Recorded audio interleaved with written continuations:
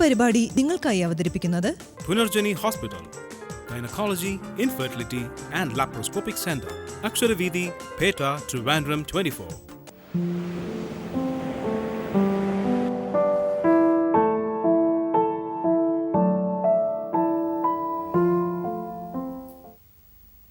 നമസ്കാരം. Feel the മൊമെന്റ്സിലേക്ക് എല്ലാ പ്രേക്ഷകർക്കും സ്വാഗതം.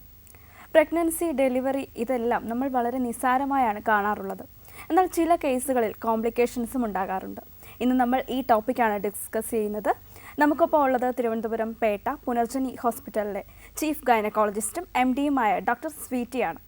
നമസ്കാരം മാഡം. നമ്മൾ പറഞ്ഞതുപോലെ തന്നെ ഒരുപാട് കോംപ്ലിക്കേഷൻസ് ഈ ഒരു ഡെലിവറിയിലും പ്രഗ്നൻസി ടൈമിലും ഒക്കെ ഉണ്ടാകാറുണ്ട്. നമുക്ക് ഏത് ഘട്ടം മുതലാണ് ഈ ഒരു കോംപ്ലിക്കേഷൻസ് ഒക്കെ കണ്ടുപിടിക്കാൻ പറ്റുന്നത്?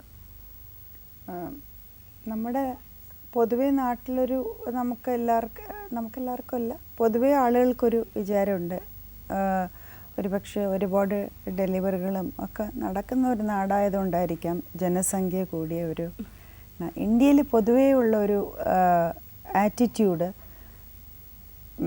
പ്രഗ്നൻസി ആൻഡ് ഡെലിവറി എന്ന് പറയുന്നത് ഒരു വിഷയമേ അല്ല എന്നുള്ള പോലെയാണ്. അന്ന് പണ്ടൊക്കെ അത്രയും കൂടെ വിഷയമില്ലായിരുന്നു, അത് വീട്ടിൽ വെച്ചിട്ടായിരുന്നു.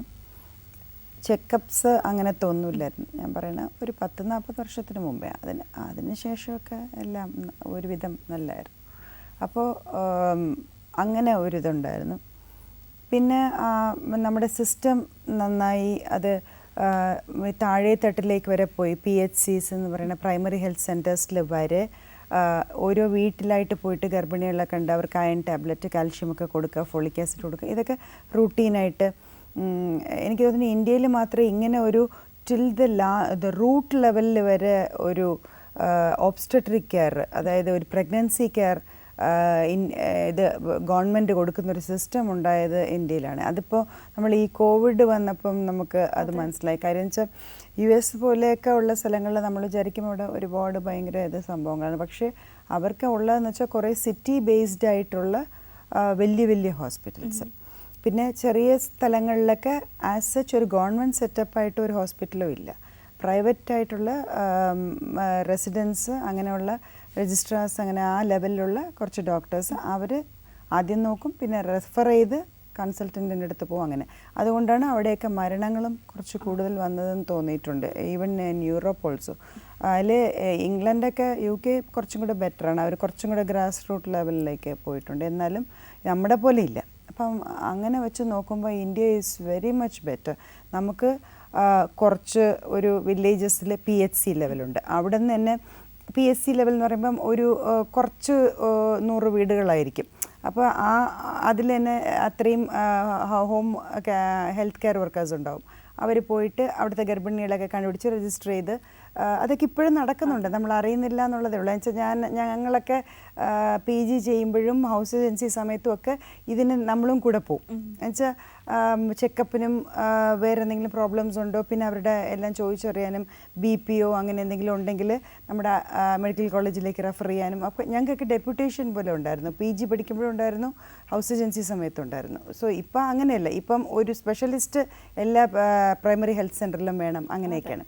അത് കഴിഞ്ഞ് പിന്നെ CHC എന്ന് പറഞ്ഞിട്ട് അത് അങ്ങനെ അടുത്തടുത്ത് ലെവൽ അങ്ങനെ എങ്ങനെ താലൂക്ക്, ഡിസ്ട്രിക്റ്റ് ഇതുപോലെ പോകുന്നു, അതേപോലെ ഹെൽത്ത് കെയറിലും നമ്മൾ അതേ ലെവലിൽ കൊടുക്കുന്നുണ്ട്. പിന്നെ ഫൈനലി മെഡിക്കൽ കോളേജ്, അങ്ങനെ ആണ് ലാസ്റ്റ് ലെവലിലേക്ക്. ഇപ്പോൾ ആദ്യത്തെ ടെറിഷ്യറി ലെവൽ എന്ന് പറയുന്നത്.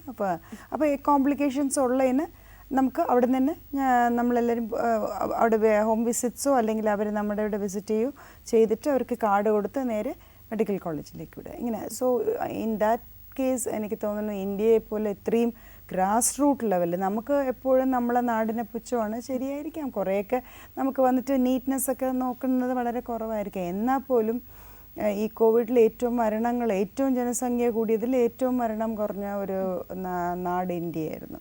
അത് ഈ ഗ്രാസ് റൂട്ട് ലെവലിൽ വരെ നമുക്ക് വന്നിട്ട് ഇപ്പം ഇന്ന മരുന്നാണ് ഓരോ പ്രാവശ്യം പറയുമ്പോഴും മരുന്നുകൾ, അങ്ങനെ എല്ലാ സംഭവങ്ങളും എത്തിക്കാൻ പറ്റിയതും അങ്ങനെയൊക്കെ ഉള്ളതാണ്. സോ അതുകൊണ്ട് should be proud to be an Indian. അപ്പോൾ ഒരു ഡോക്ടറായിരിക്കുമ്പോഴേ അതിൻ്റെ ആ ഒരു ലെവൽ അറിയാൻ പറ്റില്ല. സാധാരണക്കാർക്ക് ഇങ്ങനെ മേമ്പൊടിയായിട്ട് നോക്കി കുറേ കുറ്റങ്ങൾ പറയാം. അങ്ങനെ ഡോക്ടർ ഒരു കോൾ ഉണ്ട്. ഹലോ. ഫീൽഡ് മൊമെന്റ്സിലേക്ക് സ്വാഗതം. ആരാ സംസാരിക്കുന്നത്? എൻ്റെ പേര് ദീപക്. ഓക്കെ, ഡോക്ടറോട് സംസാരിച്ചോളൂ. ഓക്കെ, എൻ്റെ വൈഫ്. Hello hello, Deepak. ടിവിയുടെ ഓളിയോ ഒന്ന് കുറച്ചിട്ട് സംസാരിക്കാമോ? Okay okay okay. പറഞ്ഞോളൂ ദീപക്. ഓക്കെ, വൈഫ് 2 മാസം പ്രഗ്നന്റ് ആണ്. ഓക്കെ, എവിടുന്നാ സംസാരിക്കുന്നത്? കൊടുങ്ങല്ലൂര്. ഓക്കെ, പറഞ്ഞോളൂ കേൾക്കാം. ഓക്കെ, അപ്പോൾ ആദ്യത്തെ ഒരു സുഖപ്രസവമായിരുന്നു. രണ്ടാമത്തതും അങ്ങനെ തന്നെ ആവോ, അല്ലെങ്കിൽ നോർമൽ ഡെലിവറി ആവോ, അല്ലെങ്കിൽ ഇതാവോ എന്നൊരു സംശയമായിട്ട്. അത് ഈ പറഞ്ഞ പോലെ ഈ നോർമലോ സിസേറിയനോ എന്നുള്ളത് ലാസ്റ്റ് മിനിറ്റ് വരെ പറയാൻ പറ്റത്തില്ല. എന്നുവെച്ചാൽ ആ ഡെലിവറി പെയിൻ എല്ലാം നോർമലായിട്ട് തന്നെ തോന്നും നമുക്ക്. എല്ലാ കാര്യങ്ങളും നോർമലായിരിക്കാനാണ് സാധ്യത എങ്കിൽ പോലും ലാസ്റ്റ് മിനിറ്റിൽ ഈ ഒരു കുഞ്ഞിൻ്റെ തല തിരിഞ്ഞ് വരുന്ന ഒരു പ്രക്രിയയുണ്ട്.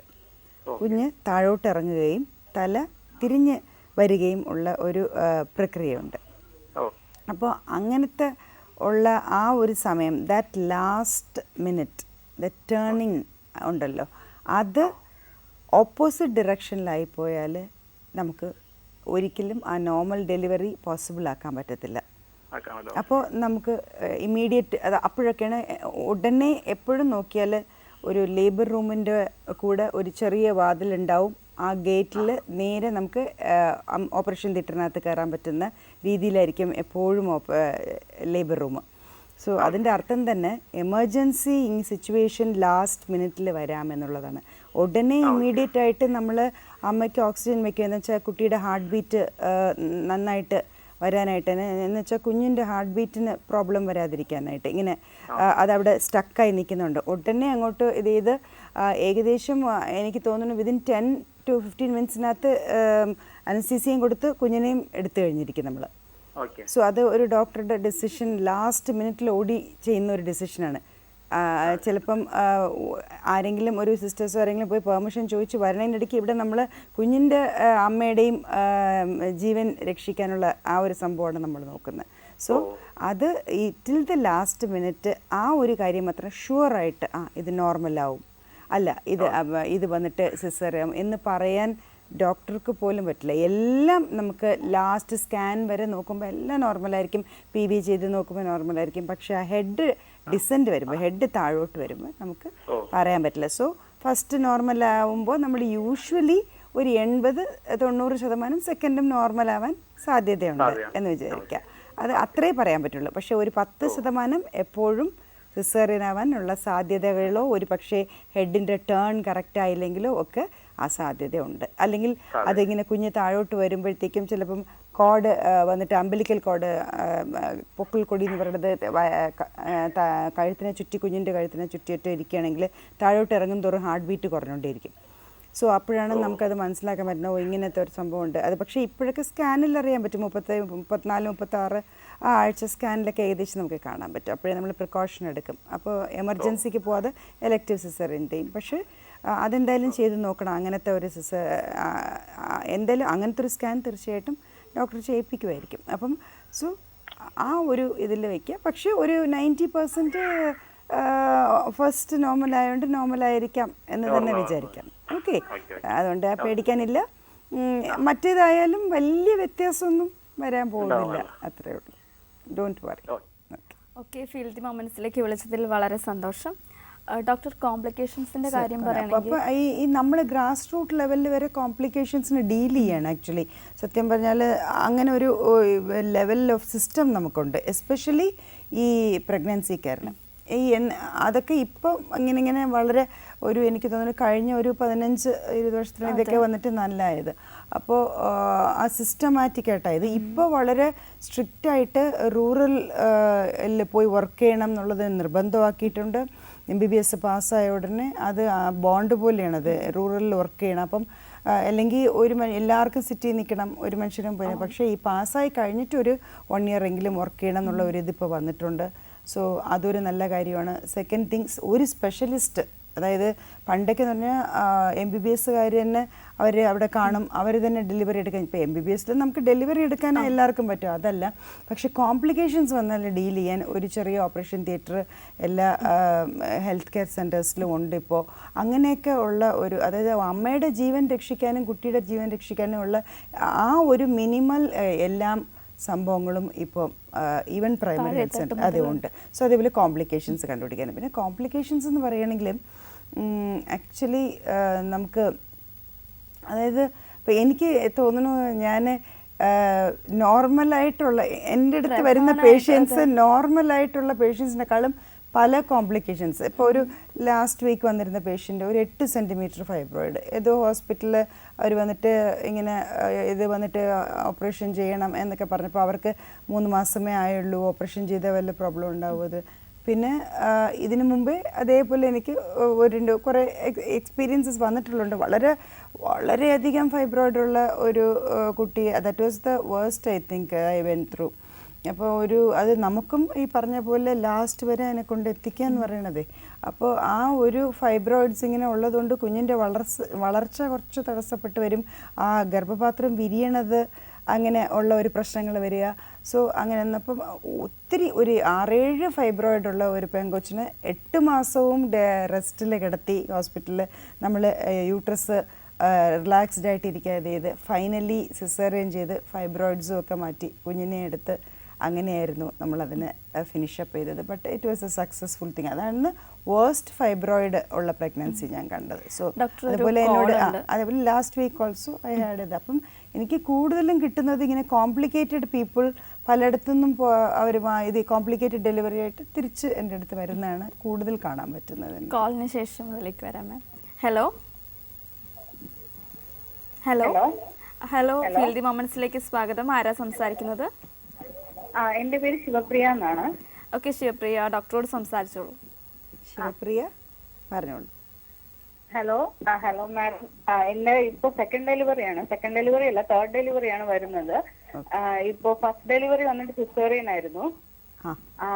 അപ്പോ അതില് ഇപ്പൊ എനിക്ക് 25 വയസ്സായിട്ടേ ഉള്ളൂ. പക്ഷെ സെക്കൻഡ് പ്രഗ്നൻസി വന്നിട്ട് കെമിക്കൽ പ്രഗ്നൻസി ആയിരുന്നു, ട്യൂബിലായിരുന്നു. അപ്പൊ അത് കഴിഞ്ഞ് 5 months കഴിഞ്ഞ് ഇപ്പൊ ഞാൻ പ്രഗ്നന്റ് ആയിട്ട്. അപ്പൊ അതെന്ത് ചെയ്തു? ഈ ട്യൂബൽ പ്രഗ്നൻസി എന്ത് ചെയ്തു? എങ്ങനെ ഡീൽ ചെയ്തത്? കെമിക്കൽ പ്രഗ്നൻസി ആയിരുന്നു മാഡം. അത് മനസ്സിലായില്ല. രണ്ടാമത്തേത് കെമിക്കൽ പ്രഗ്നൻസി ആയിരുന്നു, ട്യൂബില് കെമിക്കൽ പ്രഗ്നൻസി വന്നതാണെന്നാണ് ഡോക്ടർ പറഞ്ഞത്. കെമിക്കൽ പ്രഗ്നൻസിയോ? അങ്ങനെയാണ് പറഞ്ഞത് ഡോക്ടർ. പിന്നെ പ്രഗ്നന്റ് ആയി ഒരു മാസം കഴിഞ്ഞ് 15 ദിവസം ആയപ്പോ അത് അബോർട്ട് ആയി. ട്യൂബിലാണെന്ന് ഉറപ്പായിരുന്നോ? ട്യൂബിലായിരുന്നു. സ്കാനിൽ കണ്ടോ? സ്കാനിൽ ട്യൂബിലാണെന്ന് കണ്ടോ? മെഡിക്കൽ കോളേജിൽ വെച്ചിട്ടായിരുന്നു അബോർഷൻ ആയത്. ഓക്കെ, അതെന്നെ സ്കാനിൽ കണ്ടായിരുന്നോ? സ്കാനൊക്കെ കണ്ടിരുന്നു. ഇഞ്ചക്ഷൻസ് എടുത്തിരുന്നോ? പ്രശ്നമൊന്നുമില്ലായിരുന്നു. ഇഞ്ചക്ഷൻ എടുത്തോ? ഇഞ്ചക്ഷൻ എടുത്താണോ അത് അബോർട്ട് ആയത്? അതെ അതെ. അപ്പൊ it is A normal ectopic pregnancy, അത്രേ ഉള്ളൂ. ട്യൂബൽ പ്രഗ്നൻസി തന്നെയാ, അല്ലാതെ വേറെ ഒന്നുമില്ല. ഇപ്പം പ്രഗ്നന്റ് ആണ്, ഇപ്പൊ 3 മാസം പ്രഗ്നന്റ് ആണ്. ഡോക്ടർ പറഞ്ഞിരിക്കുന്നത്. ഇപ്പം നോർമലായിട്ട് യൂട്രസിനകത്ത് തന്നെയാണല്ലോ, ഉറപ്പാക്കിയല്ലോ? യൂട്രസിനുള്ളിൽ തന്നെയാണ്. ശരി, ഇപ്പോഴത്തെ പ്രോബ്ലം എന്താ? ഇപ്പോ എനിക്ക് ഇടയ്ക്ക് ഇടത് സൈഡ് ഇങ്ങനെ പെയിൻ വരുന്നുണ്ട്, ഒരു പോലെ വരുന്നുണ്ട്. ഇടത് സൈഡിലെ പെയിൻ അല്ലേ? നേരത്തെ വെള്ളപ്പോക്കോ ഇൻഫെക്ഷനോ അങ്ങനെ എന്തെങ്കിലും ഉണ്ടായിട്ടുണ്ടോ? ഇല്ല. ഇപ്പൊ ഇടയ്ക്ക് ഇങ്ങനെ ചെറുതായിട്ട് ഒരു വെള്ളപ്പോക്ക് പോലെ ഇങ്ങനെ ഇടയ്ക്ക് അല്ലല്ല, ഞാൻ ചോദിച്ചു ഇതിന് മുമ്പേ വൈറ്റ് ഡിസ്ചാർജോ അങ്ങനെ തൈര് പോലത്തെ ഡിസ്ചാർജോ ഇൻഫെക്ഷനോ വല്ലതും വന്നിട്ടുണ്ടോ? ഇല്ല മാഡം, ഇല്ല. ടാബ്ലറ്റ് ഞാൻ കഴിക്കുന്നുണ്ടായിരുന്നു. ഇപ്പൊ ഒരു 3 months കഴിഞ്ഞ ശേഷമാണ് ഇപ്പൊ നിർത്തിയിരിക്കുകയാണത്. അതെന്താ, ബ്ലീഡിങ് വല്ലതും ഉണ്ടായിരുന്നോ? അല്ല, ഫസ്റ്റ് ഇങ്ങനെ അബോർഷൻ ആയതുകൊണ്ട് അവരിതില് റിസ്ക് എടുക്കാതിരിക്കാൻ വേണ്ടിട്ട് ഫസ്റ്റ് ടാബ്ലറ്റ് കഴിച്ചോളാൻ പറഞ്ഞത്. അങ്ങനെ കഴിച്ചതാണ് മാഡം. ഇപ്പൊ അയണും കാൽസ്യവും മാത്രമാണ് ഇപ്പം തുടരുന്നത്. പക്ഷെ ഇടയ്ക്കിടയ്ക്ക് ഇങ്ങനെ പെയിൻ വരുന്നുണ്ട്, എന്ന് വെച്ച് കഴിഞ്ഞാൽ കൊളുത്തി പിടിക്കും പോലെ ഒരു വേദന. ശരി. അപ്പം രണ്ട് കാര്യങ്ങൾ. ഡോക്ടറെ കാണിച്ചിട്ട് എവിടെയാണ് കാണിക്കുന്നത്? എവിടെയാ സ്ഥലം? എവിടെയാ? പേരുക്കട ഗവൺമെന്റ്. ശരി. അപ്പം എവിടെയായാലും ഡോക്ടറോട് പറയുക, ദാറ്റ് ഈസ് ആ പെയിൻ ഉള്ളത് ഒരു ദിവസം എത്ര പ്രാവശ്യം വരുന്നു എന്നുള്ളതൊന്ന് നോട്ട് ചെയ്ത് വെച്ചിട്ട് അത് പറയുക. അപ്പോൾ നമുക്ക് ബേസിക്കലി മറ്റേ ഇതാണ്, നമുക്ക് ആ ഗർഭപാത്രം ഇങ്ങനെ ചുരുങ്ങാൻ ശ്രമിക്കുന്നു എന്നുള്ളതാണ് മനസ്സിലാക്കേണ്ടത്. അപ്പോൾ അബോർഷൻ സാധ്യതകൾ ഇല്ലാതാക്കാൻ വേണ്ടിയിട്ട് ഇഞ്ചെക്ഷൻസോ അങ്ങനെ എന്തെങ്കിലും എടുക്കേണ്ടി വരും ചിലപ്പം നോക്കിയിട്ട്. പിന്നെ അതേപോലെ സപ്പോർട്ട് കൊടുക്കേണ്ടി വരും. ആൻഡ് ഓൾസോ ഈ പറഞ്ഞ മാതിരി കുറച്ച് റെസ്റ്റൊക്കെ വേണ്ടി വന്നേക്കും. ആൻഡ് നമുക്ക് ഈ പറഞ്ഞ ഒരു യൂട്രസ് റിലാക്സ്ഡ് ആയിട്ടിരിക്കാനായിട്ട് ഉള്ള തരം ഇപ്പോൾ വളരെ ടെക്നോളജിക്കലി നല്ല നല്ല അങ്ങനത്തെ സംഭവങ്ങളൊക്കെ ഉണ്ട്. അങ്ങനെ റിലാക്സ്ഡ് ആയിട്ടിരിക്കാനുള്ള ഗുളികകൾ തന്നെ ധാരാളം മതി. വല്ലപ്പോഴും ഒക്കെ അങ്ങനെ വരുന്ന സമയത്ത് ഇടയ്ക്ക് ഇഞ്ചെക്ഷൻസും എടുക്കാം. സോ എന്തായാലും ഒരു സപ്പോർട്ട് കൊടുക്കേണ്ടി വരും അബോർഷൻസ് ഒന്നും വരുത്താതിരിക്കാൻ. പിന്നെ ഒരു ബേസിക് സ്കാൻ വേണം. ഇതിൽ വേറെ എന്തെങ്കിലും ആ ലെഫ്റ്റ് സൈഡിലോ അല്ലെങ്കിൽ മറ്റേ സൈഡിലോ എന്തെങ്കിലും വേറെ പഴുപ്പോ മുഴകളോ അങ്ങനെ എന്തെങ്കിലും ഉണ്ടോ എന്നുള്ളത് കുറച്ച് നോക്കേണ്ടി വരും. സോ ആ ഒരു ബേസിക് ഒരു സ്കാൻ, പിന്നെ ചില കാര്യങ്ങൾ ടെസ്റ്റ് ചെയ്താൽ അറിയാൻ പറ്റും, അതും ഒക്കെ നോക്കണം. ആൻഡ് ബേസിക്കലി യൂട്രസ് നല്ല ഈ എപ്പോഴെപ്പോഴും ഇങ്ങനെ ചുരുങ്ങുന്ന കൊണ്ടുള്ള വേദനയായിരിക്കാം അതൊന്ന് റിലാക്സ്ഡ് ആയിട്ട് ഇരിക്കാനായിട്ടുള്ള ഒരു എല്ലാ ഇതും വേണം. പിന്നെ ഒരു അബോർഷൻ വരാതിരിക്കാനുള്ള പ്രിക്കോഷൻസും ഒക്കെ നമ്മൾ എടുക്കേണ്ടി വരും. ഓക്കെ. സോ ഫീൽത്തി മൊമെന്റ്സിലേക്ക് വിളിച്ചതിൽ നന്ദി. ഡോക്ടർ, ഫൈബ്രോയിഡ് ഒരു കോംപ്ലിക്കേഷൻ. അപ്പോൾ എൻ്റെ അടുത്ത് ഇപ്പോൾ ഈ ലാസ്റ്റ് വീക്ക് വന്നതുകൊണ്ട് ഞാൻ കേസിനെ പറ്റി പറയണം. അത് നല്ല വലിയ ഫൈബ്രോയിഡാണ്. സോ ഇത് ഇപ്പം നമുക്ക് കുട്ടി അകത്തിരിക്കുമ്പം ഈ ഇത്രയും വലിയൊരു ഫൈബ്രോയിഡിന്, അതായത് അത് ഈ ഗർഭപാത്രത്തിൽ നിന്ന് വരുന്ന ഒരു സംഭവം, അതിന് നമുക്ക് തൊടാൻ പോലും പറ്റില്ല. വേറെ മരുന്നുകൾ ഉപയോഗിച്ച് അതിനെ ഒന്ന് ചെറുതാക്കാന്ന് വെച്ചാൽ അതും പറ്റത്തില്ല, കുട്ടിയെ ബാധിക്കും. സോ നമുക്ക് അതിന് കുറച്ച് രീതികളുണ്ട്. അതായത് റെസ്റ്റ് തൊട്ട് തുടങ്ങി യൂട്രസ് റിലാക്സ്ഡ് ആയിട്ടിരിക്കുന്നത് തൊട്ട് കുഞ്ഞിൻ്റെ വളർച്ച കുറയാതിരിക്കാനുള്ള സപ്ലിമെൻറ്റ്സ്, അങ്ങനെ ഓരോ കോംപ്ലിക്കേഷനെയും ഡീൽ ചെയ്യാൻ ഓരോ രീതികളുണ്ട്. അതായത് ഫസ്റ്റ് സ്റ്റേജ് മുതൽ അറിയാൻ പറ്റുമോ ഡോക്ടർ? ഈ ഫൈബ്രോയിഡൊക്കെ സ്കാനിൽ ആദ്യമേ കണ്ടുപിടിക്കാൻ പറ്റും. അത് കൊണ്ട് പിന്നെ നമുക്ക് അങ്ങനെ, അപ്പം അതിപ്പോൾ പലർക്കും ആ ഒരു പ്രശ്നം വരുന്നുണ്ട്. അപ്പോൾ അത് ഡീൽ ചെയ്യാം, ഒരു പ്രശ്നമില്ല. പക്ഷേ കുറച്ച് റെസ്റ്റും സംഭവങ്ങളും ഇതൊക്കെ കുറച്ച് കൂടുതൽ വേണ്ടി വരും. സാധാരണ ഒരാളെ പോലെ ജോലിയൊക്കെ ചെയ്ത് അങ്ങനെ പറ്റത്തില്ല. ചിലപ്പോൾ നമുക്ക് വന്നിട്ട് കൂടുതൽ കെയർ എടുക്കേണ്ടി വരും. അതൊരു കാര്യം. അതേപോലെ ഇപ്പോൾ ഞാൻ കോംപ്ലിക്കേഷൻസിനെ പറ്റി പറയുകയാണെങ്കിൽ ഫസ്റ്റ് 3 months നമുക്ക് വരാമെന്നുള്ളത്, ആദ്യം അത് പ്രഗ്നൻസി പോസിറ്റീവ് എന്ന് അറിയുമ്പോൾ തന്നെ നമുക്ക് ഈ ഒരു ഈ കാർഡ് ടെസ്റ്റിൽ മറ്റേ ഇങ്ങനത്തെ കാർഡ് ടെസ്റ്റ് 2 വരെ കാണിക്കും. സോ എല്ലാം പോസിറ്റീവ്. അപ്പോൾ ചിലർ വന്നിട്ട് ഒരു 2-3 മാസം വരെ ഡോക്ടറെ അടുത്ത് പോവുകയില്ല.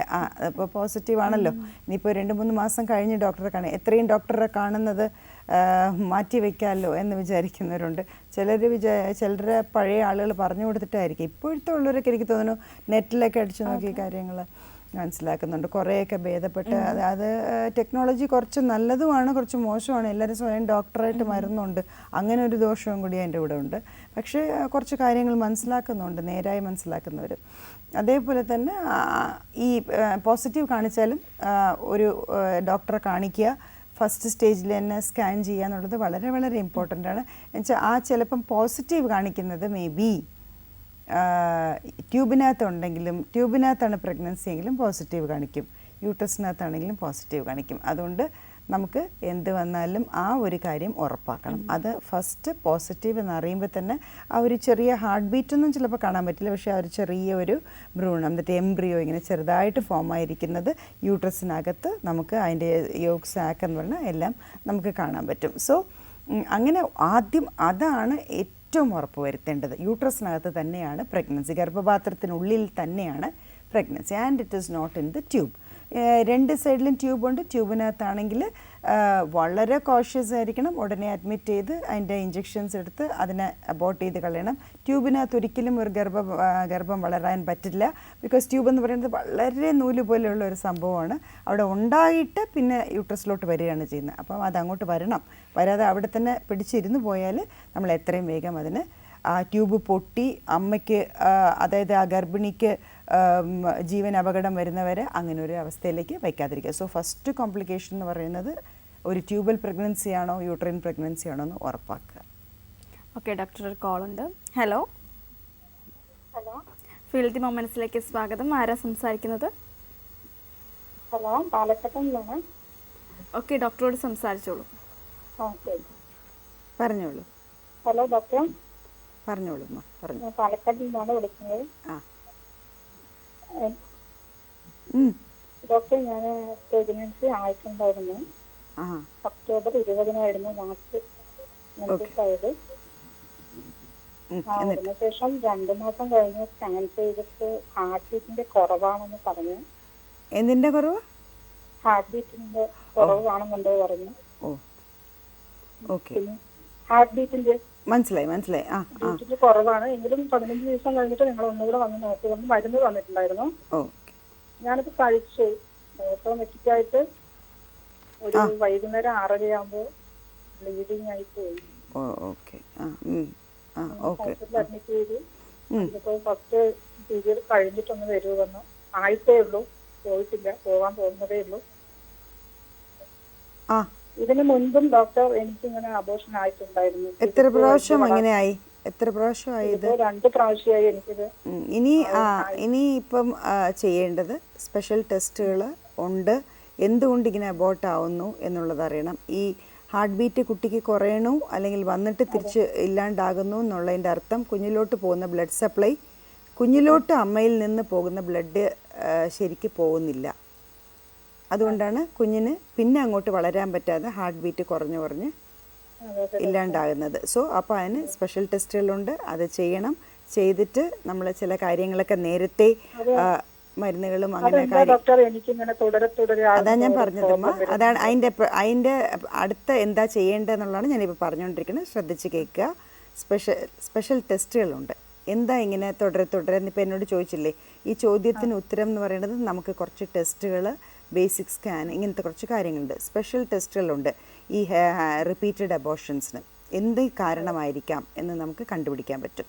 സോ അത് ആദ്യത്തെ 3 മാസത്തിനാണെങ്കിൽ നമുക്ക് ആ ടെസ്റ്റുകളെല്ലാം ചെയ്ത് നമുക്ക് കണ്ടുപിടിക്കാൻ പറ്റും ഇന്നതാണ് കാരണങ്ങൾ എന്ന്. പിന്നെ അത് മെയിനായിട്ടും ബേസിക്കൽ ആയിട്ട് ഈ ഹാർട്ട് ബീറ്റ് വന്നിട്ട് പോകുന്നു അല്ലെങ്കിൽ വരാതിരിക്കുന്നു എന്നുണ്ടെങ്കിൽ അത് അമ്മയിൽ നിന്ന് കുഞ്ഞിലേക്ക് പോകുന്ന ബ്ലഡ് സപ്ലൈ, അതായത് രക്തനാളികളിൽ എന്തോ ഒരു തടസ്സമുണ്ട്. സോ അതിനെ മാറ്റാൻ നമ്മൾ അടുത്ത പ്രഗ്നൻസിക്ക് മുമ്പേ തയ്യാറെടുപ്പ് തുടങ്ങണം. മരുന്നുകൾ ഇതെല്ലാം കഴിച്ച് നോർമലാക്കി അങ്ങനെ കഴിച്ചുകൊണ്ടിരിക്കെ പ്രഗ്നൻ്റ് ആവുകയാണെങ്കിൽ ഇത് ഒഴിവാക്കാൻ പറ്റും. പിന്നെ പ്രഗ്നൻസിയുടെ ആദ്യത്തെ കുറച്ച് ദിവസങ്ങൾ കുറച്ചും കൂടെ വളരെ നല്ല കെയർ എടുക്കുക. സപ്പോർട്ടായിട്ടുള്ള ട്രീറ്റ്മെൻറ്റ്സ്, ഇഞ്ചെക്ഷൻസ് ഒക്കെ എടുക്കേണ്ടി വരും. കുറച്ച് നല്ല ബെഡ് റെസ്റ്റ്, ഇങ്ങനെ കുറേ കാര്യങ്ങളുണ്ട്. അത് എല്ലാം ചെയ്യേണ്ട ഒരു കാര്യമുണ്ട്. നേരിട്ടാണെങ്കിൽ കുറച്ചും കൂടെ നന്നായിട്ട് പറഞ്ഞു തരാൻ പറ്റും. അപ്പം അങ്ങനെയുള്ള കാര്യങ്ങളൊക്കെ നോക്കിക്കൊള്ളാം. ഓക്കെ, അപ്പോൾ അത് വളരെ ഇമ്പോർട്ടൻ്റ് ആണ്. ആ ടെസ്റ്റുകളിലൂടെ നമുക്ക് കുറച്ച് കാര്യങ്ങൾ അറിയാൻ പറ്റും. ഓക്കെ, പിന്നെ അതിനെ നോക്കി അതിനെ നമുക്ക് ശരിയാക്കുമ്പം ഇത് അബോർഷൻ വരാതെ നമുക്ക് ഒരു പ്രഗ്നൻസി കിട്ടും. ഓക്കെ, ഫീൽഡ് മൊമെന്റ്സിലേക്ക് വിളിച്ചതിൽ വളരെ സന്തോഷം. ഒരിടവേളയ്ക്ക് ശേഷം തിരികെ എത്താം.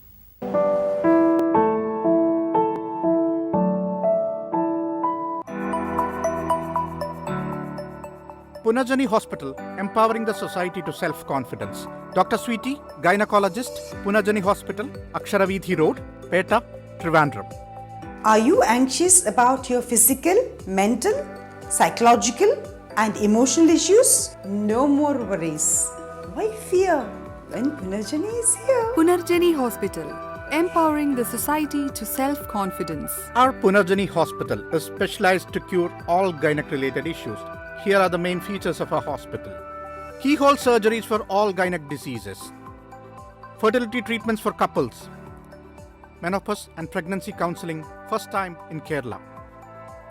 avoiding uterus removal operation and medical cure wherever possible, beauty and anti-aging treatment, weight loss clinic, fitness and gym, sexual problems and vaginal tightening surgeries, counseling for psychological problems in all age groups. Punarjani Hospital, empowering the society to self-confidence. Dr. Sweetie, gynecologist, Punarjani Hospital, Aksharavidhi Road, Peta, Trivandrum. Contact us on 0471 2476 0471 2466 399. Punarjani is with you forever.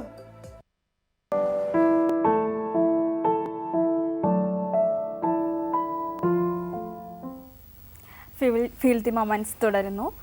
Doctor, നമ്മൾ പ്രഗ്നൻസിയും കോംപ്ലിക്കേഷൻസും ആണ് സംസാരിച്ചുകൊണ്ടിരുന്നത്. അപ്പോൾ abortion ഇതിൽ പ്രധാന അടുത്തത് ആദ്യം നമ്മൾ tubal പ്രഗ്നൻസിയെ പറ്റി പറയും. നെക്സ്റ്റ് ആദ്യത്തെ 3 മാസത്തിൽ വരാൻ പറ്റുന്നത് അബോർഷൻ ആവാം, അല്ലെങ്കിൽ ത്രെറ്റൻഡ് അബോർഷൻ. ചിലപ്പോൾ ത്രെറ്റൻഡ് അബോർഷൻ എന്ന് പറയുന്നത് നമുക്ക് വന്നിട്ട് അബോർഷൻ്റെ ഒരു സൂചനയായിരിക്കാം. പിന്നെ അത് നമ്മൾ ശരിക്കും ട്രീറ്റ് ചെയ്തില്ല, ശ്രദ്ധിച്ചില്ല, അതായിട്ട് കുഴപ്പമില്ല എന്നൊക്കെ വിടുകയാണെങ്കിൽ അത് അബോർഷനായി പോകാൻ സാധ്യതയുണ്ട്. പിന്നെ ഇപ്പോൾ ഈ പറഞ്ഞ പോലെ ഹാർട്ട് ബീറ്റ് വന്നിട്ട് പോകുന്ന ഒരു മിസ്ഡ് അബോർഷൻ എന്ന് പറയുന്ന സംഭവം. സോ ഇതൊക്കെ ഈ ത്രെറ്റൻഡ് അബോർഷൻ എന്നൊക്കെ പറയുന്നത് ആദ്യമേ, അതായത് ഒരു കാര്യം എപ്പോഴും ശ്രദ്ധിക്കണം, ഒരു പ്രഗ്നൻസി വന്നു കഴിഞ്ഞാൽ പിന്നെ ഒരു ബ്ലീഡിങ് ഉണ്ടാകാനേ പാടില്ല. ചിലരുടെ വിചാരം എല്ലാ പീരിയഡ് സമയത്തും എനിക്ക് കുറച്ച് ബ്ലീഡിങ് വരും എന്നൊക്കെ വന്ന് വളരെ ഈസി ആയിട്ട് പറയാറുണ്ട്. അങ്ങനെയല്ല. പ്രഗ്നൻസി പോസിറ്റീവായി കഴിഞ്ഞാൽ പിന്നെ ഒരു ബ്ലീഡിങ് ഉണ്ടാവാനേ പാടില്ല. അപ്പോൾ അത് തീർച്ചയായിട്ടും ഒരു അബോർഷൻ്റെ ഒരു സൂചനയാണ്. ഇറ്റ് ഈസ് ഒരു നമുക്ക് ഒരു പ്രിക്കോഷൻ എടുക്കാൻ തരുന്ന ഒരു സൂചനയാണ്. സ്പോട്ടിംഗ് പോലത്തെ വരുന്ന ബ്ലീഡ് പോലും. സോ അപ്പം തന്നെ നമുക്ക് മനസ്സിലാക്കേണ്ട കാര്യങ്ങൾ, ചില കാര്യങ്ങളൊക്കെ ടെസ്റ്റ് ചെയ്താൽ നമുക്കറിയാം ഹോർമോണിൻ്റെ കുറവുകൾ, അല്ലെങ്കിൽ വേറെ എന്തെങ്കിലും പ്രോബ്ലംസ്, അല്ലെങ്കിൽ ഗർഭപാത്രത്തിൻ്റെ ഒരു ചുരുങ്ങുന്നത് കുറച്ച് കൂടുതലായിരിക്കും. മേ ബി ഗർഭപാത്രം ഈ പറഞ്ഞ പോലെ ചുമ്മാ റിയാക്ട് ചെയ്യുന്ന ഒരു ടൈപ്പ് ഇതായിരിക്കും. ഇടയ്ക്കിടയ്ക്ക് ഇങ്ങനെ ഒരു കൊളുത്തിപ്പിടുത്തമുണ്ട്, അല്ലെങ്കിൽ ഇങ്ങനെ കോൺട്രാക്ട് എന്നൊക്കെ പറയുന്നതുണ്ട്, കോൺട്രാക്ഷൻ പോലെ വരുന്നുണ്ടെന്നുള്ള. സോ അങ്ങനെയുള്ള സമയത്ത് നമ്മൾ ഇത് ചെറിയൊരു ബ്ലീഡിങ്ങോ അല്ലെങ്കിൽ അടിവയർ വേദനയോ പറയുകയാണെങ്കിൽ 2-3 കാര്യങ്ങൾ നോക്കണം. ഒന്ന്, യൂറിനറി ഇൻഫെക്ഷൻസോ അങ്ങനെ വല്ലതും ഉണ്ടോ, അടിവയർ വേദന, അതൊരു കാര്യം. അപ്പോൾ അങ്ങനെയാണെങ്കിൽ അതിന് ഇൻഫെക്ഷന് ട്രീറ്റ് ചെയ്യാതിരിക്കാൻ പറ്റത്തില്ല, തീർച്ചയായിട്ടും ട്രീറ്റ് ചെയ്യണമെങ്കിൽ അത് തന്നെ അബോർഷന് ഒരു കാരണമാവാം. നെക്സ്റ്റ്, ഇത് ബ്ലീഡിങ് കണ്ടു കഴിഞ്ഞാൽ സപ്പോർട്ടീവ് മെഷേഴ്സ് ഒരുപാടുണ്ട് വിത്ത് റെസ്റ്റ്. അപ്പം ആ ഇഞ്ചെക്ഷൻസും അതും മരുന്നുകളും ഒക്കെ പ്രോപ്പറായിട്ട് ഡോക്ടർ കൊടുക്കുകയാണെങ്കിൽ അതിനെ കഴിക്കാനുള്ള ഇതും വേണം ഗർഭിണിക്ക്. എന്നിട്ട് അങ്ങനെയാണെങ്കിൽ പിന്നെ ഒരു നല്ല ഫുഡ് നല്ല ഫുഡ് എന്ന് പറഞ്ഞാൽ ഒരുപാട് ഫുഡല്ല, നല്ല ഫ്രൂട്ട്സ്, വെജിറ്റബിൾസ്, എല്ലാ ടൈപ്പ് ഓഫ് ഫുഡും ഇൻക്ലൂഡ് ചെയ്തോളാം. മീൻ, അങ്ങനെ എല്ലാം ഒക്കെ ഇൻക്ലൂഡ് ചെയ്യാം. എനിക്ക് തോന്നുന്നു ബീഫ്, മട്ടൺ ഒഴികെയുള്ള റെഡ് മീറ്റ് ഒഴിച്ചിട്ട് ബാക്കിയുള്ള എല്ലാം, പിന്നെ ഹോട്ടലിൽ നിന്ന് വാങ്ങിക്കുന്നത് ഫാസ്റ്റ് ഫുഡ് അങ്ങനത്തെ ഒക്കെ മാറ്റിയിട്ട് വീട്ടിൽ വയ്ക്കുന്ന വീട്ടിൽ കുറച്ച് നല്ല ഭക്ഷണം ഉണ്ടാക്കി കൊടുക്കാൻ ശ്രമിക്കണം. അപ്പം അങ്ങനെ ഉള്ള ഇത് നന്നായിരിക്കും. സോ ഈ ത്രെറ്റൻഡ് അബോർഷൻ എന്ന് പറയുന്നത് ബ്ലീഡിങ് കാണിക്കും, പക്ഷേ നമുക്ക് അബോർഷൻ ആവാതെ ഡോക്ടറെ കൊണ്ട് മാത്രമേ അതിന് കറക്റ്റ് ചെയ്യാൻ പറ്റുള്ളൂ. അതിന് പേഷ്യൻറ്റിൻ്റെ ആ ഒരു കോംപ്ലയൻസ്, അവരുടെ ഒരു സഹകരണം കൂടെ വേണം. They also must cooperate. They have to come to us properly. ആ പറയുന്ന ടൈമിൽ വന്ന് ഇഞ്ചെക്ഷൻസ് എടുക്കുക, അത് ചെയ്യുക, അങ്ങനെയൊക്കെ. പക്ഷേ വീട്ടുകാർ കുറച്ചും കൂടെ കെയറിങ് ആയിരിക്കും മിക്കവാറും ആ ഗർഭിണിയുടെ കാര്യത്തിൽ. കറക്റ്റായിട്ട് കൊണ്ടുവന്ന് ഒക്കെ എടുത്തിട്ട് നമ്മൾ ഒരു മൾട്ടിപ്പിൾ അബോർഷൻസ് വന്നവരെയൊക്കെ നമുക്ക് വന്നിട്ട് ഈ കെയർ എടുത്തു കഴിഞ്ഞപ്പം പ്രോപ്പറായിട്ട് അവരെ 9 മാസം വരെ എത്തിച്ച് ഇത് ചെയ്യാനും പറ്റി. ഡോക്ടർ, ഒരു കോൾ ഉണ്ട്. ഹലോ ഹലോ, ഫീൽഡ് ദി മൊമെന്റ്സിലേക്ക് സ്വാഗതം. ആരാ സംസാരിക്കുന്നത്? ഞാൻ വിപിതയാണ് വിളിക്കുന്നത്. ഓക്കെ, ഡോക്ടറോട് സംസാരിച്ചോളൂ. ഹലോ ഹലോ മാഡം, പറഞ്ഞു. ഞാൻ വിപിതയാണ്, മലപ്പുറം. നല്ല പേരാണല്ലോ. എന്ത് പേരത്? വിപിത. Nice name. പറഞ്ഞു. എനിക്ക് മാഡം, ഞാൻ 5 IVF ചെയ്തു. 5?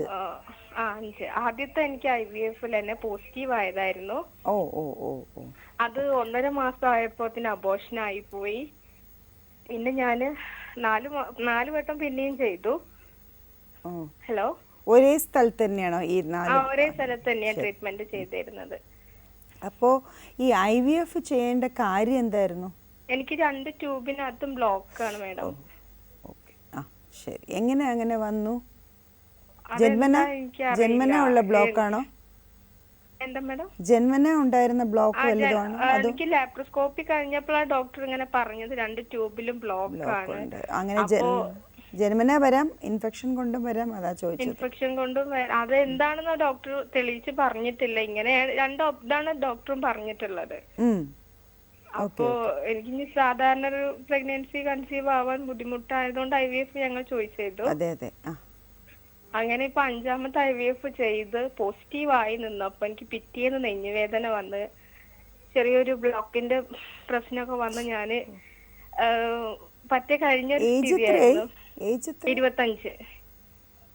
വാൽവിന്റെ പ്രശ്നമല്ലോ ഹാർട്ടിന്റെ ഈ സമയത്ത്? ഇല്ല വാൽവിനൊന്നും ഒരു ബുദ്ധിമുട്ട് വരെ വന്നില്ല. ഞരമ്പ് ചുരുളാന്നാ പറഞ്ഞിട്ടുള്ളത്. നെഞ്ചുവേദന വന്നതോ? നെഞ്ഞുവേദന. ഹാർട്ട് അറ്റാക്ക് ഒന്നും അല്ലല്ലോ? അറ്റാക്കിന്റെ ചെറിയൊരു ഭാഗമാണ് ഇത്. 25 ഫീമെയിൽ വളരെ റയറായിട്ടാണ്. പക്ഷെ ഇനി എനിക്കൊരു പ്രഗ്നൻസി കൺസീവ് ആവാൻ കഴിയുമോ മാഡം? എനിക്ക് അത് അറിയാൻ വേണ്ടിയിട്ടാണ് ഞാൻ അത്രയും സങ്കടപ്പെട്ട് ഡോക്ടറെ വിളിച്ചത്. എവിടെന്നാ വിളിക്കണേ? ഞാൻ മലപ്പുറത്തുനിന്ന്. ഒന്ന് റിപ്പോർട്ട്സ് ഒക്കെ കൊണ്ട് ഒരു പ്രാവശ്യം ഒന്ന് വരാൻ പറ്റുമോ? വരാൻ പറ്റും മാഡം. എക്കോ റിപ്പോർട്ട്സും അതുമൊക്കെ ഒന്ന് കണ്ടാൽ കൊള്ളാമെന്നുണ്ട്. കണ്ടിട്ട് പറയുന്നതായിരിക്കും കുറച്ചും കൂടെ. വെറുതെ ഞാൻ ഒന്നും അറിയാതെ കുഴപ്പമില്ല, അത് ശരിയല്ല, ഇത് ശരിയാണ് എന്നൊക്കെ പറയുന്നത് ശരി, അത് തന്നെ കറക്റ്റല്ല. പിന്നെ 25 ഇയേഴ്സിൽ ഒരു ഫീമെയിൽസിന് ഹാർട്ട് അറ്റാക്ക് എന്നുള്ളത് കുറവായിരിക്കും. സോ അതെന്താണെന്നുള്ളത് എക്കോയും മറ്റ് ഇതും കാണുമ്പോൾ കറക്റ്റായിട്ട് അറിയാൻ പറ്റും, ഡോക്ടറുടെ നോട്ട്സും കാണുമ്പോൾ. അപ്പോൾ അത് വെച്ച് നോക്കിയിട്ട് പ്രഗ്നൻസി വന്നാൽ നമുക്ക് എങ്ങനെ ഡീൽ ചെയ്യാം എന്നുള്ള കാര്യങ്ങളൊക്കെ പറഞ്ഞുതരാം. ഓക്കെ, സോ ഒരു വിസിറ്റ് വരാൻ നോക്കുക. ഒരു ഇവിടെ താഴെ ഹോസ്പിറ്റലിന് ലാൻഡ് നമ്പർ എഴുതി കാണിക്കുന്നുണ്ട്. ആ നമ്പറിലോട്ട് ഒന്ന് വിളിച്ച് അപ്പോയിൻമെൻ്റ് എടുത്തിട്ട് വന്നോളൂ. ഫ്രൈഡേ ഒഴിച്ച് ബാക്കി എല്ലാ ദിവസവും 11 to 5 കാണും ഞാൻ. ഓക്കെ, ഫീൽത്തി മൊമെന്റ്സിലേക്ക് വിളിച്ചതിൽ നന്ദി.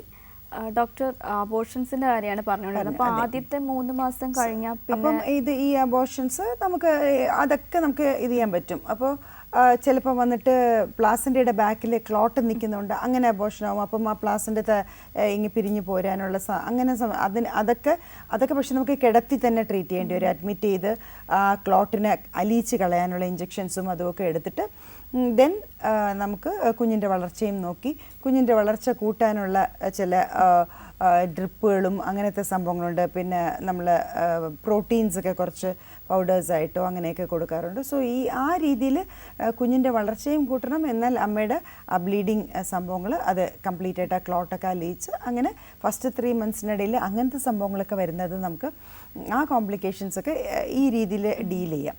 പിന്നെ സെക്കൻഡ് ഇതിൽ വരുന്നതെന്ന് പറഞ്ഞാൽ രണ്ടാമത്തെ സെക്കൻഡ് ട്രൈമിസ്റ്റർ വരുമ്പോൾ 4, 5, 6 മാസം. അതിൽ വരുന്നത് എന്താണെന്ന് വെച്ചാൽ അപ്പോഴും ഒരു അബോർഷൻ, അത് അബോർഷൻ എന്ന് പറയാൻ പറ്റില്ല, കുഞ്ഞിൻ്റെ രൂപമൊക്കെ വന്നു കഴിഞ്ഞാൽ എല്ലാം റെഡി ആയിരിക്കും. അപ്പോഴത്തേക്ക് പെട്ടെന്ന് വീട്ടിൽ വെച്ചിട്ട് ഒരു വയറുവേദന വരും, പെട്ടെന്ന് ചിലപ്പോൾ വീട്ടിൽ വെച്ച് തന്നെ ബേബി എക്സ്പെൽ ആയിപ്പോവും. അപ്പോൾ ബേബി പോലെ ആയത് അത് വന്നിട്ട് പിന്നെ വന്നിട്ട് വരും ബ്ലഡ് ക്ലോട്ടോ പ്രോഡക്റ്റോ അല്ല, കൈയും കാലും ഒക്കെ ഉള്ളൊരു ബേബിയാണ് 4 മന്ത്സ് എന്ന് പറയുമ്പോൾ. 5 months 6 months ഒക്കെ ആകുമ്പോഴത്തേക്ക് കുറച്ചും കൂടെ. അപ്പോൾ ഈ ചിലർക്ക് റുട്ടീനായിട്ട് ആ 4, 5, 6 മാസങ്ങളിൽ ഇതുപോലെ ഒരു അതിന് അബോർഷൻ, സെക്കൻഡ് ട്രൈമിസ്റ്റർ അബോർഷൻ എന്ന് പറഞ്ഞെങ്കിലും അതൊരു പ്രസവം പോലെയാണ്, ആ ചെറിയ ഒരു സംഭവം വെളിയിൽ വന്ന് വീഴുക എന്നുള്ളത്. സോ അതെങ്ങനെ വരുന്നു എന്ന് വെച്ചാൽ ഗർഭവായ മുഖം, സെർവിക്സ് എന്ന് പറയുന്നുണ്ട്. അതായത് ഗർഭപാത്രത്തിൻ്റെ ഗേറ്റ് വേ എന്ന് പറയുന്നത് ഈ സെർവിക്സ് ആണ്. സോ അത് ഇങ്ങനെ ആ ഒരു ആപ്പിൾ പോലെ ഇരിക്കുന്ന ഷേപ്പിലുള്ള ഗർഭപാത്രത്തിൻ്റെ അറ്റത്ത് ഒരു ചെറിയ കുഴൽ പോലെ, അതാണ് ഇതിനെ അടച്ചു പിടിക്കുന്നത് ടൈറ്റായിട്ട്, ആ സെർവിക്സ് എന്ന് പറയുന്നത്. അപ്പോൾ അങ്ങനെ ഇത് അടച്ചു പിടിക്കുമ്പോൾ മാത്രമേ അകത്ത് സുരക്ഷിതമായിട്ട് സേഫായിട്ട് ബേബിയെ വന്നിട്ട് നമുക്ക് ഹോൾഡ് ചെയ്യാൻ പറ്റുള്ളൂ. അങ്ങനെ ഒരു കാര്യമുണ്ട്. അത് വന്നിട്ട് ആ അടച്ചു പിടിച്ചിരിക്കുന്ന സംഭവം എന്തെങ്കിലും കാരണം കൊണ്ട് അതിൻ്റെ ആ ഒരു മസിൽസിൻ്റെ കുഴപ്പമോ അല്ലെങ്കിൽ അത് ലൂസായി പോവുമോ, ടൈറ്റ്നെസ് പ്രോപ്പർ അല്ലെങ്കിലോ എന്ത് പറ്റും എന്ന് വെച്ചാൽ ഈ 4, 5, 6 മാസത്തിൽ അതിങ്ങനെ തുറന്ന് കൊടുക്കും. ഇത് ഒരിക്കലും തുറക്കാൻ പാടില്ല. അത് ആ ഡെലിവറി സെറ്റും ചെയ്യുമല്ലോ, 9 മാസം ആകുമ്പം ആ വേദന തുടങ്ങി ഡെലിവറിയുടെ ഇത് തുടങ്ങി കൊച്ചു താഴോട്ട് ഇറങ്ങുമ്പോഴാണ് ഇത് പതുക്കെ ഓപ്പൺ ചെയ്യേണ്ടത്. അങ്ങനെ അല്ലാതെ ഇത് 4, 5, 6 മാസത്തിൽ സ്ഥിരമായിട്ട് ചിലർക്ക് ഇങ്ങനെ കുഞ്ഞ് പോയിക്കൊണ്ടേയിരിക്കും. 4th മന്ത് പോവും, 5th മന്ത് ഡെലിവറി ആയി പോകണം, അങ്ങനെ കാലൊക്കെ ഉയർത്തി അങ്ങനെയൊക്കെ പല രീതിയിൽ ശ്രമിച്ചു നോക്കിയാലും ഇതയില്ല. അപ്പം അങ്ങനത്തെ ഉള്ള സെക്കൻഡ് ട്രൈമിസ്റ്റർ അബോർഷൻസ് ഒരുപാട് കാണാറുണ്ട്. അതൊരു പ്രസവം പോലെ നടക്കും. അത് മാനസികമായിട്ട് ഒരുപാട് പ്രശ്നം ഉണ്ടാക്കും. ഇത്രയും കഴിഞ്ഞിട്ട് ഒരു കുഞ്ഞ് വെളിയിൽ വന്ന് വീഴുക എന്നൊക്കെ പറഞ്ഞാൽ. സോ അത് അങ്ങനെ വരുമ്പോഴത്തേക്ക് നമുക്ക് ഒരു പ്രാവശ്യം കഴിയുമ്പോൾ തന്നെ ഇറ്റ് ഈസ് ഓൾവേ അങ്ങനെ ഒരു പ്രാവശ്യം ആദ്യം അറിയണമല്ലോ. അങ്ങനെ നമുക്ക് അപ്പോഴായിരിക്കും ഫസ്റ്റ് അറിയണം. അറിഞ്ഞാൽ നമ്മൾ എന്താ ചെയ്യണമെന്ന് വെച്ചാൽ ഒരു 2 months 3 months ആകുമ്പോൾ തന്നെ അതിന് നമ്മൾ എൻസർക്ലാജ് എന്ന് പറയും. ദറ്റ് ഈസ് ആ സെർവിക്സ് അത് ടൈറ്റ് അല്ലാത്തതുകൊണ്ട് നമ്മൾ വെളിയിൽ നിന്ന് തന്നെ ടൈറ്റൻ ചെയ്ത് കൊടുക്കും. ഇത് കുഴപ്പമില്ലാത്തൊരു സംഭവമാണ്. എന്നിട്ട് കുറച്ച് ദിവസം ഹോസ്പിറ്റലിൽ വെച്ച് യൂട്രസിനെയൊക്കെ റിലാക്സ് ചെയ്യിപ്പിച്ച് അതിൻ്റെ ഇഞ്ചെക്ഷൻസും അതിൻ്റെ സപ്പോർട്ടും ഒക്കെ പിന്നെ അങ്ങോട്ട് കണ്ടിന്യൂ ചെയ്ത് നല്ല റെസ്റ്റിൽ തന്നെ ഫുൾ റെസ്റ്റിൽ തന്നെ ഒരു പ്രസവം വരെ കൊണ്ടുപോകേണ്ടി വരും. ഇങ്ങനെയുള്ള ഒരുപാട് കോംപ്ലിക്കേഷൻസും ഉണ്ട്. സോ അപ്പം അത് സർവിക്കൽ ഇൻകോമ്പിറ്റൻസ് എന്ന് പറയും. അത് നമുക്ക് ഡീൽ ചെയ്യാൻ പറ്റും, അതിനെ ടൈറ്റൻ ചെയ്ത് കൊടുക്കാൻ പറ്റും. എന്നിട്ട് എല്ലാ രീതിയിലും യൂട്രസ് റിലാക്സ്ഡ് ആയിട്ട് കുഞ്ഞ് പെട്ടെന്ന് വെളിയിൽ വരാത്ത രീതിയിൽ അമ്മയ്ക്ക് റെസ്റ്റും കൊടുത്ത് വേറെ കുറേ സപ്പോർട്ട്സും കൊടുക്കാൻ പറ്റും. സോ അത് വേറൊരു കോംപ്ലിക്കേഷൻ. മാം ഒരു കോൾ ഉണ്ട്. ഹലോ ഹലോ, ഫീൽഡി മൊമെന്റ്സിലേക്ക് സ്വാഗതം. ആരാ സംസാരിക്കുന്നത്? സുമി, ഡോക്ടറോട് സംസാരിച്ചോളൂ. ഓക്കെ സുമി പറഞ്ഞോളൂ. ഇപ്പൊ ഒരു കൊച്ചുണ്ട്, അപ്പൊ ഇതാക്കിയിരിക്കുകയാണ്, പ്രസവം നിർത്തി. ഒരു കൊച്ചുള്ളപ്പോഴോ? ഓഹോ. അപ്പൊ ഇനി പ്രസവിക്കാനായിട്ടുള്ളൊരിതായിരുന്നു. പ്രസവം നിർത്തിയിട്ട് ഇനി പ്രസവിക്കുമെന്ന് ചോദിച്ചാല് അതിന് പറ്റുമോ ഇല്ലേന്ന് അറിയാൻ. അത് 2 കാര്യങ്ങൾ ചെയ്യാം. ഒന്ന് മറ്റേ ട്യൂബുകൾ തമ്മിൽ കണക്ട് ചെയ്യുന്ന ഓപ്പറേഷൻ ഉണ്ട്. ഇതിപ്പോ മുറിച്ചതാണല്ലോ ഈ പ്രസവം നിർത്തൽ എന്ന് പറയുന്നത്. ഇപ്പൊ പ്രസവം നിർത്തിയത് മറ്റേ കറണ്ടിൽ ഇതാണ് ചെയ്തിരിക്കുന്നത്. ലാപ്രോസ്കോപ്പിയാണോ ഉദ്ദേശിക്കുന്നത്? അതാണ് ചെയ്തത്. മറ്റേ താക്കോൽ ദ്വാര ശസ്ത്രക്രിയ അല്ലേ? ഓക്കെ. വയറ് തുറക്കാതെ ചെയ്ത്. അതിന് എന്തായാലും അതൊരു റിങ് അറ്റോ ആയിരിക്കും ഇട്ടിരിക്കുന്നത്. എന്തായാലും അത്രയും ഭാഗത്തുള്ള ട്യൂബ് പോയി എന്ന് വിചാരിച്ചാൽ മതി. അപ്പം അതിന് നമുക്ക് കട്ട് ചെയ്തിട്ട് നല്ല ട്യൂബുകൾ, നല്ല ഭാഗങ്ങൾ രണ്ടും ചേർത്ത് വെക്കണം. അപ്പോൾ അതിന് ആവശ്യത്തിന് നീളം വേണം പ്രഗ്നൻസി ആകാനുള്ളത്. പിന്നെ എപ്പോഴും ഒരിക്കൽ ട്യൂബിന് തൊട്ട് കഴിഞ്ഞാൽ പിന്നെ ഒരിക്കലും പഴയതുപോലെ റീക്രിയേറ്റ് ചെയ്യാൻ നമ്മൾ തിരിച്ചു പിടിച്ച് അതെല്ലാം ചെയ്യുമെങ്കിലും ട്യൂബിൽ പ്രഗ്നൻസി ആവാനുള്ള സാധ്യത കുറച്ച് കൂടുതലായിരിക്കും. കാര്യം വെച്ചാൽ ആ ട്യൂബ് ഇങ്ങനെ നല്ല അനങ്ങുന്ന ഒരു ഇതുണ്ടല്ലോ, അത് അത്രയും ഭാഗത്തെ ട്യൂബ് പോയിട്ട് നമ്മൾ അവിടെ ജോയിൻ ചെയ്ത് വെക്കുമ്പം ആ അനക്കം കുറഞ്ഞു തന്നെ ഇരിക്കും. ഒരിക്കലും പഴയ ട്യൂബ് പോലെ നമ്മൾ ഈ മുറിച്ച ട്യൂബ് അല്ലെങ്കിൽ കെട്ടിവെച്ച ട്യൂബ് അല്ലെങ്കിൽ റിങ്ങിട്ട ട്യൂബ് വരത്തില്ല. അതാണ് കഴിവതും. ഞാനൊക്കെ ആണെങ്കിൽ 2 ഡെലിവറി കഴിഞ്ഞാലും ഞാൻ കഴിവതും ഉടനെ വന്നിട്ട്, അതായത് കുഞ്ഞ് ജനിച്ച ഉടനെ ഞാൻ ഒരിക്കലും ഇതുവരെ ചെയ്തിട്ടില്ല. ഉടനെ വന്നിട്ട് പ്രസവം നിർത്തില്ല. കാര്യം വെച്ചാൽ ജനിച്ച കുഞ്ഞിനെ കുറിച്ച് നമുക്ക് സെക്കൻഡ് ഡെലിവറിയുടെ കാര്യമാണ് പറയുന്നത്. നമുക്ക് ജനിച്ച കുഞ്ഞിനെ കുറിച്ച് നമുക്ക് ഒരു ഐഡിയ ഉണ്ടാവില്ല. അപ്പോൾ കോപ്പർ ടീയോ അങ്ങനെ എന്തെങ്കിലും 45 ദിവസം ആകുമ്പോഴത്തേക്ക് ഇട്ട് കൊടുത്തിട്ട് ഞാൻ ആക്ച്വലി അല്ലെങ്കിൽ മരുന്നുകളെല്ലാം കൊടുത്തിട്ട് ആണ് ഒരു 2-3 വർഷം കഴിഞ്ഞിട്ട് ഞാൻ തന്നെ ഈ പറഞ്ഞ പോലെ താക്കോൽ ദ്വാര കീ ഹോൾ സർജറി ലാപ്രോസ്കോപ്പി ചെയ്ത് കൊടുക്കും. കാര്യം വെച്ചാൽ ആദ്യത്തെ കുറച്ച് ദിവസത്തിൽ നമുക്കൊന്നും പറയാൻ പറ്റത്തില്ല കുഞ്ഞുങ്ങളുടെ കാര്യം, അത് എത്ര ആരോഗ്യമുള്ള കുഞ്ഞാണ് എല്ലാം. സോ ഒരിക്കൽ ട്യൂബ് എടുത്തു കഴിഞ്ഞാൽ പിന്നെ എത്ര നമ്മൾ തിരിച്ച് ഘടിപ്പിക്കുമ്പോഴും അതിൻ്റേതായ കുറച്ച് കോംപ്ലിക്കേഷൻസ് ഉണ്ട്. പക്ഷേ അത് ചെയ്യാം. അത് ഒരു ഇത് ചെയ്ത് നോക്കി പ്രഗ്നൻസിക്ക് ഒന്ന് ട്രൈ ചെയ്യാം, കുഴപ്പമില്ല. ഓക്കെ. റീകാനലൈസേഷൻ എന്ന് പറയുമ്പോൾ ഒരു 2 ട്യൂബിനെയും പിന്നെയും കൂട്ടിയണപ്പിക്കുന്നത്. ഫീൽഡ് മൊമെന്റ്സിലേക്ക് വിളിച്ചതിൽ വളരെ സന്തോഷം. ഡോക്ടർ, അവസാനം 3 മാസം ഉണ്ടാകാൻ സാധ്യതയുള്ള അപ്പോൾ ഈ സെക്കൻഡ് 3 മാസത്തിൽ പിന്നെ വേറെ ഉണ്ടാകാനുള്ളത് നമുക്ക് സ്കാൻ ചെയ്യുമ്പം കുഞ്ഞിന് വല്ല മറ്റേ ഹാർട്ടിന് വന്നിട്ട് പ്രോബ്ലംസോ അങ്ങനെ ഇങ്ങനെയൊക്കെ ഉണ്ടെങ്കിൽ നമുക്കിപ്പോൾ ചില കാര്യങ്ങളുണ്ട്. ഈ പറഞ്ഞ പോലെ ഇപ്പം ഗർഭപാത്രത്തിനകത്ത് വെച്ച് തന്നെ അതിനെ ഓപ്പറേറ്റ് ചെയ്യുന്ന ഒരു മെത്തേഡ് വന്നിട്ടുണ്ട്. വളരെ അഡ്വാൻസ്ഡ് ആണ്. ഫീറ്റൽ മെഡിസിൻ എന്ന് പറഞ്ഞാൽ അവർ ചെയ്യുന്നതാണ്. സോ സ്കാനിൽ നോക്കിക്കൊണ്ട് ഇത് ചെയ്യുന്ന ഒരു സംഭവം. അങ്ങനെയൊക്കെ അതൊക്കെ വളരെ അഡ്വാൻസ്ഡ് ആണ്. സാധാരണക്കാർക്ക് പറ്റുന്നത് എന്ന് വെച്ചാൽ അങ്ങനെ എന്തെങ്കിലും വലിയ പ്രോബ്ലംസ് ഉണ്ട്, ഹാർട്ടിന് ഒക്കെ നല്ല പ്രോബ്ലം ഉണ്ട്, കുഞ്ഞ് വെളിയിൽ വന്നാലും അധിക നാൾ ജീവിക്കില്ലെന്ന് പറഞ്ഞാൽ അപ്പോൾ നമുക്ക് അതിനെ അബോട്ട് ചെയ്യുന്നതായിരിക്കും. നോർമൽ സ്കാൻ അല്ല, അതിന് അനോമലി സ്കാൻ പ്രത്യേക ഒരു കുറച്ചും കൂടി ഹയർ സ്കാനിലേക്ക് പോകുന്നതായിരിക്കും നല്ലത്. അങ്ങനെ ആകുമ്പം എല്ലാ അവയവങ്ങളും പക്കമായിട്ട് അറിയാനും പറ്റും. സോ അത് അങ്ങനെ ഒരു സംഭവം വരാം. പിന്നെ വരാൻ പറ്റുന്നത് ബി പി കൂടുതൽ, അത് ആദ്യമേ തുടങ്ങി ബി പി കൂടുതലുള്ളവരുണ്ട്. സോ അത് പല പല കോംപ്ലിക്കേഷൻസിലേക്കും പോവാം. പ്രഷർ കൂടിയിരിക്കുന്ന അമ്മമാർ, ദാറ്റ് ഈസ് ഗർഭിണികൾ, അവരുടെ സംഭവം എന്തെന്ന് വെച്ചാൽ ആ ഒരു ടൈമിൽ പ്രഷർ നോർമലായിട്ട് പ്രഷർ ഉണ്ടായിരുന്ന ആൾക്ക് ആ ഒരു സമയത്ത് ഹൈ പ്രഷറാവും. അപ്പോൾ വരാൻ പോകുന്നതെന്ന് വെച്ചാൽ കുഞ്ഞിലേക്ക് പോകുന്ന ബ്ലഡ് സപ്ലൈ കുറയും, പിന്നെ അമ്മയുടെ തലച്ചോറിലേക്ക് പോകുന്ന ബ്ലഡ് സപ്ലൈയും കുറയും. പ്രഷർ എന്ന് പറഞ്ഞാൽ എന്താ? പ്രഷർ കൂടുന്നു എന്ന് പറഞ്ഞാൽ എന്താ? നമ്മുടെ രക്തധമനികൾ, രക്തം പോകുന്ന ആ കുഴലുകൾ വളരെ ടെൻസ് ആവുകയും ടൈറ്റ് ആവുകയും ചെയ്യുന്നതിൻ്റെ പേരാണ് ബി പി കൂടുന്നു എന്നുള്ളത്. ബ്ലഡ് പ്രഷർ ഇൻക്രീസ് എന്ന് പറഞ്ഞാൽ അത് പോകുന്ന ആ ഒരു രക്ത ഓട്ടം വളരെ പ്രഷറൈസ്ഡ് ആയിട്ട് പോകുന്നതിനെയാണ് ചെയ്യുന്നത്. അപ്പോൾ അങ്ങനെ വരുമ്പോൾ കുഞ്ഞിലേക്ക് പോകുന്നതും അങ്ങനെ തന്നെ ആയിരിക്കില്ല, ചുരുങ്ങിയായിട്ട് ടെൻഷനിലായിരിക്കും. കുറേശ്ശെ നല്ലതായിട്ട് പോകുന്നതിന് പകരം വളരെ ഇതായിട്ടായിരിക്കും കുഞ്ഞിലേക്ക്. അപ്പോൾ കുഞ്ഞിൻ്റെ വളർച്ച കുറയും. ആൻഡ് അമ്മയ്ക്ക് തലച്ചോറിലേക്ക് പോകുന്ന ബ്ലഡ് കുറയും. So pregnancy induced hyper tension എന്ന് പറയുന്നത് പതുക്കെ പ്രീ എക്ലാംസി എന്നുള്ളൊരു കണ്ടീഷൻ. അതായത് ഈ ബ്ലഡ് പോവാത്തതുകൊണ്ട് കുഞ്ഞിൻ്റെ വളർച്ച കുറവ്, പിന്നെ അമ്മയ്ക്ക് വന്നിട്ട് ഇടയ്ക്കിടയ്ക്ക് ഒരു വല്ലായിക പോലെ വരിക, തലച്ചോറിന് ബ്ലഡ് പോവാത്തത് കൊണ്ട് ഒരു തലയിറക്കം, അങ്ങനത്തെ സംഭവങ്ങൾ ഇതൊക്കെ വരിക. പിന്നെ വേറെ കുറച്ച് പ്രോബ്ലംസ് ഒക്കെ വരിക. പിന്നെ അതിൻ്റെ എക്സ്ട്രീം എന്ന് പറയുന്നത് അമ്മയ്ക്ക് ഫിറ്റ്സ് വരിക. എന്നുവെച്ചാൽ നല്ലോണം പ്രോപ്പറായിട്ട് ബ്ലഡ് തലച്ചോറിലേക്ക് പോവാത്തതും എല്ലാ കാര്യങ്ങളും ചെയ്യാൻ പറ്റാത്തതും, പിന്നെ കുഞ്ഞിലേക്കും ബ്ലഡ് പോകാൻ പറ്റാത്തതും, പിന്നെ ഇതെല്ലാം കൂടി കോപ്പപ്പ് ചെയ്യാൻ പറ്റാതെ ബി പി ഒരുപാട് ഹൈ ആവും തോറും എല്ലാ അവയവങ്ങൾക്കും, ഈവൻ കിഡ്നിയിലേക്ക് പോകുന്ന ബ്ലഡ് സപ്ലൈ വരെ വളരെ കുറയും. അപ്പോൾ ഈ ബി പി ഹൈ ആവുന്നത് എപ്പോഴും വളരെ ഡേഞ്ചറസ് ആയിട്ട് വരുന്ന ഒരു സിറ്റുവേഷനാണ് അമ്മയ്ക്കും കുഞ്ഞിനും. സോ അങ്ങനെ വരുമ്പോഴത്തേക്ക് അമ്മയ്ക്ക് ഫിറ്റ്സ് വന്ന് തുടങ്ങിയാൽ ചിലപ്പോൾ ബേബി അകത്ത് ഡെത്തായി പോവും. അതൊക്കെ നമ്മൾ 8th മന്തിലൊക്കെ കാണാറുണ്ട്. 8ാം മാസം 7, 8, 9 മാസങ്ങളിൽ അങ്ങനെ ബി പി ഹൈ ആയിരുന്നു. സോ ഫസ്റ്റ് മുതലേ ബി പി ഒക്കെ പ്രോപ്പറായിട്ട് ചെക്ക് ചെയ്ത് പോകണം. അതാണ് ഡോക്ടർ ആദ്യമേ കാണണമെന്ന് പറയുന്ന കുറച്ച് കാര്യങ്ങൾ. ഇപ്പോൾ നമ്മൾ വീട്ടിൽ ഇരുന്ന ബി പി ചെക്ക് ചെയ്യുമോ? ഇല്ല. എന്നിട്ടിത് പ്രോപ്പറായിട്ട് ബി പി ചെക്ക് ചെയ്തിട്ട് ഡോക്ടർ അതിനനുസരിച്ചിട്ട് കൂടുതലുണ്ടെങ്കിൽ മരുന്ന് തരുന്ന അതിന് വളരെ ടൈറ്റ് കൺട്രോളിൽ തന്നെ കൊണ്ടുപോകണം. ബി പി നല്ല കൺട്രോൾ ചെയ്ത് തന്നെ കൊണ്ടുപോയാൽ ഈ ഒരു പ്രശ്നങ്ങളും ഇല്ലാതെ പോകാൻ പറ്റും.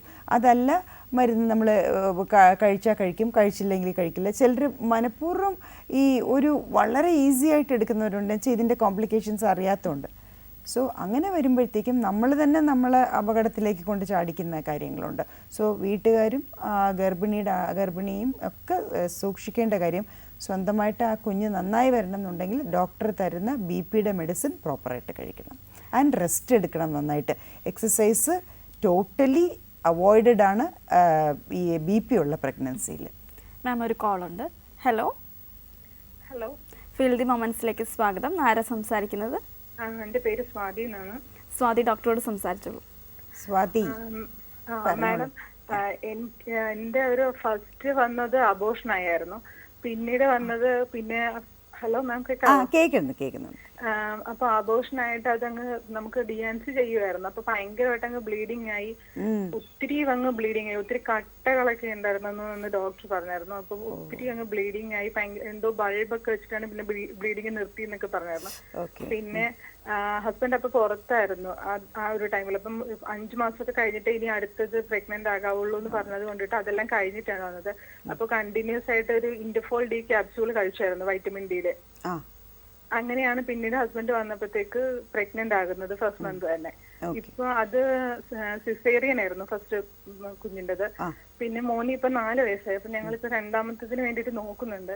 പക്ഷെ ഒന്നും അങ്ങ് ശരിയായിട്ട് വരുന്നില്ല. പിന്നീടാണെന്നുണ്ടെങ്കിൽ എനിക്ക് പീരീഡ്സ് ആണെങ്കിൽ റെഗുലർ ആണ് മാഡം. 28 ദിവസം 27 ദിവസമാണ് കറക്റ്റ് ആയിട്ട് വരുന്നത്. പക്ഷെ ബ്ലീഡിങ് വളരെ കുറവാണ്. 1-2 ഹസ്ബൻഡിന്റെ കൗണ്ട് ചെക്ക് ചെയ്ത് നോക്കിയോ? ഹലോ മാഡം, ഹസ്ബൻഡിന്റെ കൗണ്ട് ചെക്ക് ചെയ്ത് നോക്കിയോ? നിങ്ങൾക്ക് പീരീഡ് ഒക്കെ റെഗുലർ, ഹസ്ബൻഡിന്റെ കൗണ്ട് ചെക്ക് ചെയ്ത്? ബ്ലീഡിങ് വളരെ കുറവാണ്. 1-2 ദിവസമൊക്കെ കാണത്തുള്ളൂ. 3-4 ബ്ലീഡിങ്. എനിക്ക് തോന്നുന്നു 2 പേർക്കും ഒരു ബേസിക്, ഹസ്ബൻഡിനും വേണം 2 പേർക്കും ഒരു ബേസിക് ചെക്കപ്പ്. എത്ര ശതമാനം 2 പേരും നോർമലാണ് എന്നറിഞ്ഞിട്ട് നമുക്ക് ഏതെങ്കിലും രീതിയിൽ ആ പ്രഗ്നൻസിയുടെ ചാൻസസ് കൂട്ടാൻ പറ്റും എന്നുണ്ടെങ്കിൽ അതങ്ങ് ചെയ്യുകയാണ് വേണ്ടത്. അധികം ലേറ്റ് ആവാതെ, 30 എനിക്ക് അതാ പറഞ്ഞ, അധികം ലേറ്റ് ആവാതെ അടുത്ത പ്രഗ്നൻസിയും കൂടെ കഴിഞ്ഞാൽ ഫാമിലി കംപ്ലീറ്റ് ചെയ്യാമല്ലോ, അല്ലേ? ഒരു കുട്ടിയുണ്ട്. അപ്പം ഈ പീരീഡ്സും കൂടി ഇങ്ങനെ കുറച്ചേ വരുന്നുള്ളൂ. അപ്പൊ എനിക്കൊരു ടെൻഷൻ. എവിടുന്നാ വിളിക്കുന്നത്? ബ്ലഡ് കട്ടയാകുന്നുണ്ടോ, ഇനി ഉള്ളിൽ ഇങ്ങനെ കിടക്കുന്നുണ്ടോ എന്നൊക്കെ. അതാണ്. എവിടുന്നാ വിളിക്കുന്നത്? കൊല്ലം. പറ്റുമെങ്കിൽ ഒന്ന് ഹോസ്പിറ്റലിലേക്ക് വരിക വിത്ത് റിപ്പോർട്ട്സ്. നേരത്തെയുള്ള പ്രീവിയസ് ആയിട്ടുള്ളതിന്റെ. അതെ. അപ്പം ഇത് അറിയാലോ, ഹോസ്പിറ്റൽ ട്രിവാൻഡ്രം, പേട്ട, അക്ഷരവേദി റോഡ് ഇതിൽ കാണിക്കാം. സോ നമ്പറുണ്ട്, നമ്പർ എടുത്തിട്ട് ഒന്ന് അപ്പോയിൻമെൻറ്റും കൂടി എടുത്തിട്ട് ഇങ്ങ് വന്നിരുന്നാൽ മതി. ഓക്കെ. സോ എന്തായാലും ഞാൻ എല്ലാ ദിവസവും എക്സെപ്റ്റ് ഫ്രൈഡേയ്സ് 11 to 5, ചിലപ്പോൾ 6-7 വരെയൊക്കെ കാണും. ഓക്കെ. സോ വരാം. അതിനുവേണ്ടി ഒരുപാട് ലേറ്റ് ആക്കേണ്ട, നേരത്തെ വന്ന് നമുക്ക് ഇൻവെസ്റ്റിഗേഷൻസ് ഒക്കെ ചെയ്യാനൊക്കെ എളുപ്പമായിരിക്കും. ആൻഡ് ഇതെല്ലാം നോക്കിയിട്ട് നിങ്ങൾക്ക് 2 പേരെയും നോക്കണം. കാര്യം വെച്ചാൽ പുള്ളിയുടെ കൗണ്ട് നോക്കണം, ഈ പീരിയഡ്സിൻ്റെ വല്ല പ്രോബ്ലം ഉണ്ടോ, സ്കാന്, അങ്ങനെയുള്ള കാര്യങ്ങളൊക്കെ നോക്കി നമുക്ക് എത്ര % നോർമൽ എന്ന് അറിഞ്ഞിട്ട് നമുക്ക് പ്രഗ്നൻസിക്ക് ശ്രമിക്കാമെന്നുള്ളതേ ഉള്ളൂ. കുഴപ്പമൊന്നുമില്ല, ഒരിക്കൽ പ്രഗ്നൻ്റ് ആയതല്ലേ, അതുകൊണ്ട് തീർച്ചയായിട്ടും നമുക്കത് നല്ല രീതിയിൽ ശ്രമിക്കാം, കുഴപ്പമില്ല. ഫീൽഡ് മൊമെന്റ്സിലേക്ക് വിളിച്ചതിന് നന്ദി ഡോക്ടർ. നമ്മൾ ഈ അബോർഷൻസിന്റെ ലാസ്റ്റ് പിന്നെ ഇത് അല്ല, നമ്മൾ ഇപ്പോൾ ഞാൻ പറഞ്ഞത് BP കൊണ്ടുണ്ടാവുന്ന ഇത് ഫിറ്റ്സ് ആണ് ലാസ്റ്റ്. ഫിറ്റ്സ് വരുമ്പം ചിലപ്പോൾ കുഞ്ഞങ്ങ് പോകും അകത്ത്. പിന്നെ എന്നാൽ പോലും നമുക്ക് വന്നിട്ട് നോർമൽ ഡെലിവറി ചെയ്തല്ലാതെ സിസേറിയൻ ചെയ്തെടുക്കേണ്ടി വന്നിട്ടുണ്ട്. സോ അങ്ങനെയൊക്കെ ഉള്ള, അപ്പോൾ ആ ഒരു BP നല്ല ഹൈ ആയി എന്നറിയുമ്പോൾ നമ്മൾ ഡ്രിപ്പ് വഴിയൊക്കെ കൊടുത്തു നോക്കുമായിരുന്നു. എന്നിട്ടും കൺട്രോൾ ആവണില്ലെങ്കിൽ ഏത് മാസം ആയാലും ഒരു 7 മാസം 8 മാസം കഴിഞ്ഞാൽ സിസേറിയൻ ചെയ്ത് കുഞ്ഞിനെ അങ്ങ് എടുക്കുക. ഇല്ലെങ്കിൽ അമ്മയ്ക്കും ദോഷം ഉണ്ടാവും, കുഞ്ഞിനും. സോ കുഞ്ഞിപ്പോൾ 1 kg ഒരു 32 വീക്സിനൊക്കെ മുകളിലാണെങ്കിൽ നമുക്ക് എങ്ങനെയെങ്കിലുമൊക്കെ ന്യൂനേറ്റൽ ICUയിൽ വെച്ച് കുഞ്ഞിനെ രക്ഷപ്പെടുത്താൻ പറ്റിയേക്കാം. അപ്പോൾ ഞങ്ങളൊക്കെ ഒരു 1 kg + 1.2 അങ്ങനെയുള്ള ബേബീസൊക്കെ നമ്മൾ എടുത്തിട്ട് രക്ഷപ്പെടുത്തിയിട്ടുണ്ട്. സോ നല്ല ഒരു പീഡിയാട്രിഷ്യൻ്റെ ബാക്കപ്പും കൂടെ കിട്ടുകയാണെങ്കിൽ നമുക്ക് നല്ല രീതിയിൽ രക്ഷപ്പെടുത്താം. സോ അതൊരു കാര്യമുണ്ട്. പിന്നെ അതേ BP തന്നെ വേറൊരു രീതിയിലും അഫക്റ്റ് ചെയ്യാൻ പറ്റും. അതായത് ബ്ലഡ് ക്ലോട്ടാവാതെ വരിക, പിന്നെ വന്നിട്ട് ലിവർ ഫെയിലിയർ വരിക, അങ്ങനെയുള്ള ഒരു രീതിയിൽ BP ഭയങ്കര ഹൈ ആകുമ്പോൾ അതെന്താണെന്ന് വെച്ചാൽ ഈ ബ്ലഡ് സപ്ലൈ കുറവുണ്ട്. അതേപോലെ കിഡ്നിക്കോട്ട് പോകുന്ന കിഡ്നി ഫെയിലിയർ വരിക, ഇതെല്ലാം ആ രീതിയിലും ഹൈ BP നയിക്കാൻ പറ്റും. അപ്പോൾ അമ്മയ്ക്ക് ടോട്ടലി എല്ലാം പ്രോബ്ലമാറ്റിക് ആയിരിക്കും. നല്ല ജോണ്ടിസ് ഒക്കെ വരും, അങ്ങനെയൊക്കെ ഉള്ളതുണ്ട്. സോ അതൊരു പ്രശ്നം. അപ്പോൾ അതിനെയും നമുക്ക് ചേർക്കേണ്ടത് BP കൺട്രോൾ ചെയ്തുകൊണ്ട് തന്നെയാണ്. അപ്പം മരുന്നുകൾ അല്ലെങ്കിൽ ഡ്രിപ്പ് അല്ലെങ്കിൽ ഇഞ്ചെക്ഷൻസ് ഇതൊക്കെ ചിലപ്പോൾ നമുക്ക് വേണ്ടി വന്നേക്കും. അതേപോലെ ഭക്ഷണത്തിൽ സോൾട്ട് കുറച്ച് കഴിക്കുക. പൊതുവേ ഗർഭിണികൾക്ക് മധുരവും പഞ്ചസാര കൂടുതൽ ഉപയോഗിക്കുന്നതും സോൾട്ട് ഒരുപാട് ഉപയോഗിക്കുന്നത് ആദ്യമേ പൊതുവേ കുറച്ച് മതി. ഒരുപാട് ഉപ്പ് കൂടിയ സാധനങ്ങൾ, ഒരുപാട് മധുരം കൂടിയ ഒരു കുഴപ്പമില്ലെങ്കിലും ഇത് രണ്ടും ഒന്ന് കുറയ്ക്കണം. ഈ മധുരം കൊടുക്കുക എന്ന് പറഞ്ഞിട്ട് ഉള്ള ഏർപ്പാടൊക്കെ എനിക്ക് തോന്നുന്നത് അതൊക്കെ മറ്റുള്ളവർക്ക് കഴിക്കണമെങ്കിൽ കുഴപ്പമില്ല, ഗർഭിണിയെ കൊണ്ട് കഴിപ്പിക്കാതിരിക്കുന്നതാണ് നല്ലത്. അപ്പം അത് ഒരു ഇതാണ്. പിന്നെ അതേപോലെ തന്നെ ഈ മധുരത്തിൻ്റെ കാര്യം പറഞ്ഞപ്പോൾ ഷുഗർ ഗെസ്റ്റേഷണൽ ഡയബറ്റീസ് മെലിറ്റസ് എന്ന് പറയും, GDM എന്ന് പറയും. സോ ഈ ഗർഭിണി ആവണ വരെ ഒരു കുഴപ്പമുണ്ടാവില്ല. ഗർഭിണി ആയി കഴിയുമ്പോഴത്തേക്കും നമ്മൾ എന്തായാലും ഇത് യൂഷ്വൽ ചെക്ക് ചെയ്യുമ്പോൾ ഷുഗർ ചെക്ക് ചെയ്യുമ്പോൾ നല്ല ഹൈ ആയിരിക്കും. സോ അതിനെ കൺട്രോൾ ചെയ്യുക. അപ്പോൾ ആ സമയത്ത് ഫുഡിലും നല്ല കൺട്രോൾ വേണ്ടി വരും. എന്ന് വെച്ചാൽ ഈ പറഞ്ഞ പോലെ ഒരു മധുര പലഹാരങ്ങളും പറ്റില്ല, പിന്നെ ഇത് പഞ്ചസാര ഇടാതെ ചായയും കാപ്പിയൊക്കെ കുടിക്കേണ്ടി വരും, പാലായാലും എന്തായാലും. സോ ജ്യൂസ് അങ്ങനെയൊക്കെ ഉള്ളതിൽ അധികം മധുരം വേണ്ട. എന്നാലും ചായ കാപ്പിയൊക്കെ ചിലപ്പോൾ ഷുഗർ ഫ്രീ, സേഫ് ആയിട്ടുള്ള ഷുഗർ ഫ്രീ ഉണ്ട് ഗർഭിണികൾക്ക് ഉപയോഗിക്കാൻ പറ്റുന്ന സ്റ്റീവിയ എന്ന് പറഞ്ഞ ഉള്ള സംഭവത്തിൽ ഷുഗർ ഫ്രീ ഗ്രീൻ എന്നൊക്കെ പറഞ്ഞിട്ടുള്ള. സോ അത് യൂസ് ചെയ്യാം, ഗർഭിണികൾക്ക് യൂസ് ചെയ്യാം. ഒരു മധുര തുളസി എന്നുള്ള ചെടിയിൽ നിന്ന് എടുക്കുന്നതാണ്. സോ എല്ലാവരും ഇപ്പോൾ അതാണ് യൂസ് ചെയ്യുന്നത്, വളരെ ഇതാണ്. സോ അങ്ങനെ അതൊക്കെ യൂസ് ചെയ്തിട്ട് നമുക്ക് ഗർഭിണിക്ക് അത്യാവശ്യം കാര്യങ്ങളൊക്കെ എന്തെങ്കിലുമൊക്കെ കഴിക്കാൻ ആഗ്രഹം തോന്നുന്നതൊക്കെ അത് യൂസ് ചെയ്തിട്ട് അങ്ങ് കഴിക്കാം. ദെൻ പിന്നെ ഷുഗർ ഉള്ളവർക്ക് ആദ്യം ചിലർക്കൊക്കെ വന്നിട്ട് ഈ PCOD എന്നുള്ള അസുഖം വന്നിട്ട്, പോളിസിസ്റ്റിക് ഓവറി വന്നിട്ട് പിന്നെ മരുന്ന് കൊടുത്ത് പ്രഗ്നൻ്റ് ആവുന്നവർക്ക് മിക്കവാറും പേർക്ക് നമുക്ക് ഷുഗർ കാണാൻ പറ്റും. കാര്യം വെച്ചാൽ അവർ ഓൾറെഡി ഷുഗർ ഹൈ ആയിട്ടായിരിക്കും അവരുടെ ബോഡിയിൽ. സോ ഹോർമോൺസും ഒക്കെ അങ്ങനെ. സോ നമുക്ക് അപ്പോൾ ചെയ്യാൻ പറ്റുന്നത് ഈ ഷുഗർ അവരെ കാര്യത്തിൽ നമ്മൾ ഓൾറെഡി നമ്മൾ ശ്രദ്ധിച്ചിരിക്കും ഇവർക്ക് ഷുഗർ വരാൻ സാധ്യതയുണ്ടെന്ന്. അങ്ങനെ ഇരിക്കുമ്പം അവർ ആദ്യം കഴിച്ചുകൊണ്ടിരിക്കുന്ന ഒരു മരുന്നുണ്ടായിരിക്കും കുറച്ച് ഷുഗറിനെ കൺട്രോൾ ചെയ്തിരിക്കണം, അതങ്ങനെ അങ്ങ് കണ്ടിന്യൂ ചെയ്യും. പക്ഷേ ഷുഗർ പെട്ടെന്ന് വരുന്ന ഒരാൾക്ക് നമ്മൾ ആദ്യത്തെ ഒരു 3 മാസം ഇൻസുലിൻ പ്രിഫർ ചെയ്യുന്നതാണ് നല്ലത്. കാര്യം എന്താണെന്ന് വെച്ചാൽ ഏത് മരുന്നിനെക്കാട്ടിലും ഇൻസുലിൻ എന്ന് പറഞ്ഞാൽ ഇൻസുലിൻ്റെ കുറവ് കൊണ്ടാണ് ഷുഗർ ഹൈ ആവുന്നത്. അപ്പോൾ ആ ഇല്ലാത്ത ഇൻസുലിനെ നമ്മൾ വെളിയിൽ നിന്ന് ഇഞ്ചക്ഷനായിട്ട് കൊടുക്കുക എന്നുള്ളതാണ്. സോ അപ്പം ഇഞ്ചക്ഷൻ എടുക്കാൻ കുറച്ച് പ്രയാസം ഉണ്ടെങ്കിൽ ഒരു നേരം ഇഞ്ചക്ഷനും ഒരു നേരം ഗുളികയും അങ്ങനെ ആകുമ്പോഴത്തേക്ക് വലിയ പ്രശ്നമില്ലാതെ അങ്ങനെ പോകാൻ പറ്റും. സോ ഭക്ഷണത്തിൽ നല്ല കൺട്രോൾ വരുത്തിയാൽ ഓട്ടോമാറ്റിക്കലി നമുക്ക് വന്നിട്ട് അധികം മരുന്നുകൾ, അധികം ഇഞ്ചക്ഷൻസ്, ഡോസേജ് ഒന്നും ഇല്ലാതെ നമുക്ക് പോകാൻ പറ്റും. സോ ഈ ഷുഗറിൻ്റെ കാര്യം ഷുഗറിന് എന്തുകൊണ്ട് ശ്രദ്ധിക്കണം എന്ന് വെച്ചാൽ, ഒന്ന് ആദ്യ ഘട്ടങ്ങളിൽ വന്നു കഴിഞ്ഞാൽ കുഞ്ഞിന് അംഗവൈകല്യം ഉണ്ടാവും. സോ പല അംഗവൈകല്യങ്ങൾ ഉണ്ടാകാൻ സാധ്യതയുണ്ട്. പിന്നെ രണ്ടാമത്തെ ഘട്ടത്തിൽ വന്നു കഴിഞ്ഞാൽ കുഞ്ഞ് ഭയങ്കര വലിയ സൈസാവും. അപ്പം കുഞ്ഞിന് ആരോഗ്യവും കാണില്ല, ഒരു 4 കിലോയ്ക്ക് അപ്പുറത്താവും. അപ്പോഴേ നമ്മൾ സൂക്ഷിക്കണം. പിന്നെ വയറിനകത്തുള്ള വെള്ളം ഭയങ്കരമായിട്ട് കൂടും. അങ്ങനെയൊക്കെ വരുമ്പോഴത്തേക്കും അമ്മയ്ക്ക് ശ്വാസം മുട്ടലും എപ്പോഴും ഹോസ്പിറ്റലിൽ അഡ്മിറ്റ് ചെയ്ത് കിടക്കാനേ സമയം ഉണ്ടാവുള്ളൂ. സോ അങ്ങനത്തെ ഉള്ള ഇത്. അപ്പോൾ ഷുഗർ നല്ല കൺട്രോളിലിരുന്നാൽ ഇതൊരു കുഴപ്പമില്ലാതെ പോകാൻ പറ്റും. അല്ലെങ്കിൽ ഉള്ള പ്രശ്നങ്ങൾ ഇതൊക്കെ വരും. പിന്നെ ചിലർക്ക് വന്നിട്ട് ഇതൊക്കെ പ്രഗ്നൻസിയിൽ വരുന്ന കോംപ്ലിക്കേഷൻസാണ്. അതായത് പ്രഗ്നൻസി ഉണ്ടായത് കൊണ്ട് ഉണ്ടായ കോംപ്ലിക്കേഷൻസാണ്. പക്ഷേ ചിലർക്ക് അങ്ങനെയല്ല, ഓൾറെഡി അവർക്ക് ചില അസുഖങ്ങൾക്ക് മരുന്ന് കഴിക്കുന്നവർ ആയിരിക്കും. അവർക്ക് പ്രഗ്നൻസിയും കൂടി ആകുമ്പോഴത്തേക്കും ഭയങ്കര പ്രോബ്ലം വരും. ഫോർ എക്സാമ്പിൾ ഹാർട്ടിൻ്റെ വാൽവിൻ്റെ പ്രോബ്ലം ഉള്ളവർ, കൊച്ചിലെ വാൽവിനെ ഓപ്പറേറ്റ് ചെയ്തവർ. അപ്പോൾ അങ്ങനെയുള്ളവർക്ക് ഈ ഓവർ ബ്ലഡ് സപ്ലൈ ഭയങ്കരമായിട്ട് കൂടും പ്രഗ്നൻസി സമയത്ത്, അമ്മയ്ക്കും കുഞ്ഞിനും വേണ്ടിയുള്ള. അപ്പോൾ അങ്ങനെയുള്ളവരെ നമ്മൾ വളരെ റെസ്റ്റിലും വളരെ കാര്യമായിട്ട് തന്നെ നോക്കി പോകണം. കാര്യം എന്തെന്ന് വെച്ചാൽ ഹാർട്ടിന് അവർക്കും പ്രോബ്ലം വരാൻ പാടില്ല, കുഞ്ഞിലോട്ട് പോകുന്ന ബ്ലഡും വരാത്ത രീതിയിൽ അവർക്ക് റെഗുലർ എക്കോ അങ്ങനത്തെ സംഭവങ്ങളൊക്കെ പ്രോപ്പറായിട്ട് നോക്കി ഫുൾ ബെഡ് റെസ്റ്റിൽ വെച്ച് അങ്ങനെ കൊണ്ടുപോകേണ്ടി വരും ഹാർട്ട് ഡിസീസ് ഉള്ളവർക്ക്. അതേപോലെ നേരത്തെ ഫിറ്റ്സ് ഉള്ളവരാണെങ്കിലും നമ്മൾ വളരെ സൂക്ഷിക്കണം. അതിൻ്റെ ഇടയ്ക്ക് ഫിറ്റ്സ് വന്നാൽ കുഞ്ഞിൻ്റെ ഹാർട്ട് ബീറ്റ് പോകാൻ സാധ്യതയുണ്ട്.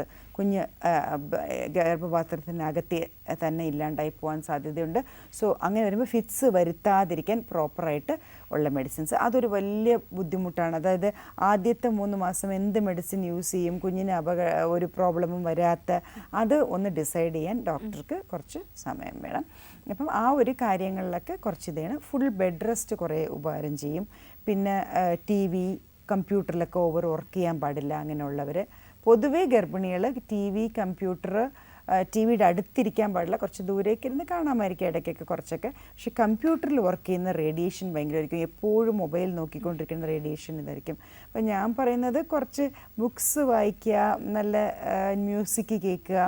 ബെഡ് റെസ്റ്റ് പറയുമ്പോഴും ഞാൻ അതാണ് പറഞ്ഞു കൊടുക്കുന്നത്. ബുക്സ് അല്ലേ കുറച്ചും കൂടെ അങ്ങനെ അതൊന്ന് ശീലിക്കുക. ഇപ്പം ഇന്നത്തെ ഉള്ള ജനറേഷനിൽ അവർക്ക് എപ്പോഴും മൊബൈലിൽ എന്തെങ്കിലും നോക്കിക്കൊണ്ടിരിക്കണം, മൂവീസ് നോക്കണം, അങ്ങനെ. അപ്പോൾ അത് കുറേ റേഡിയേഷൻ ഉണ്ടാക്കും. സോ പൊതുവേ ഗർഭിണികൾ ആ റേഡിയേഷൻ കുറയ്ക്കുന്നത് നല്ലതാണ്. കമ്പ്യൂട്ടറിൽ നിന്നും മൊബൈലിൽ നിന്നൊക്കെ നല്ല റേഡിയേഷൻ നമുക്ക് കിട്ടും, നമ്മൾ വിചാരിക്കുന്നതിനെക്കാട്ടിലും. സോ അത് കുറയ്ക്കണം. ഇത് വയറ്റിൽ വെച്ചിട്ട് ഇങ്ങനെ നോക്കുന്നത്, സോ ആ കുഞ്ഞിന് അതപ്പോൾ അതെല്ലാം വളരെ സൂക്ഷിക്കണം. ആ ഒരു കാര്യങ്ങൾ പിന്നെ വെള്ളം നിറച്ചും കുടിക്കണം. യൂറിനറി ഇൻഫെക്ഷൻ എപ്പോഴും ഏത് സമയത്ത് വേണമെങ്കിലും വരും.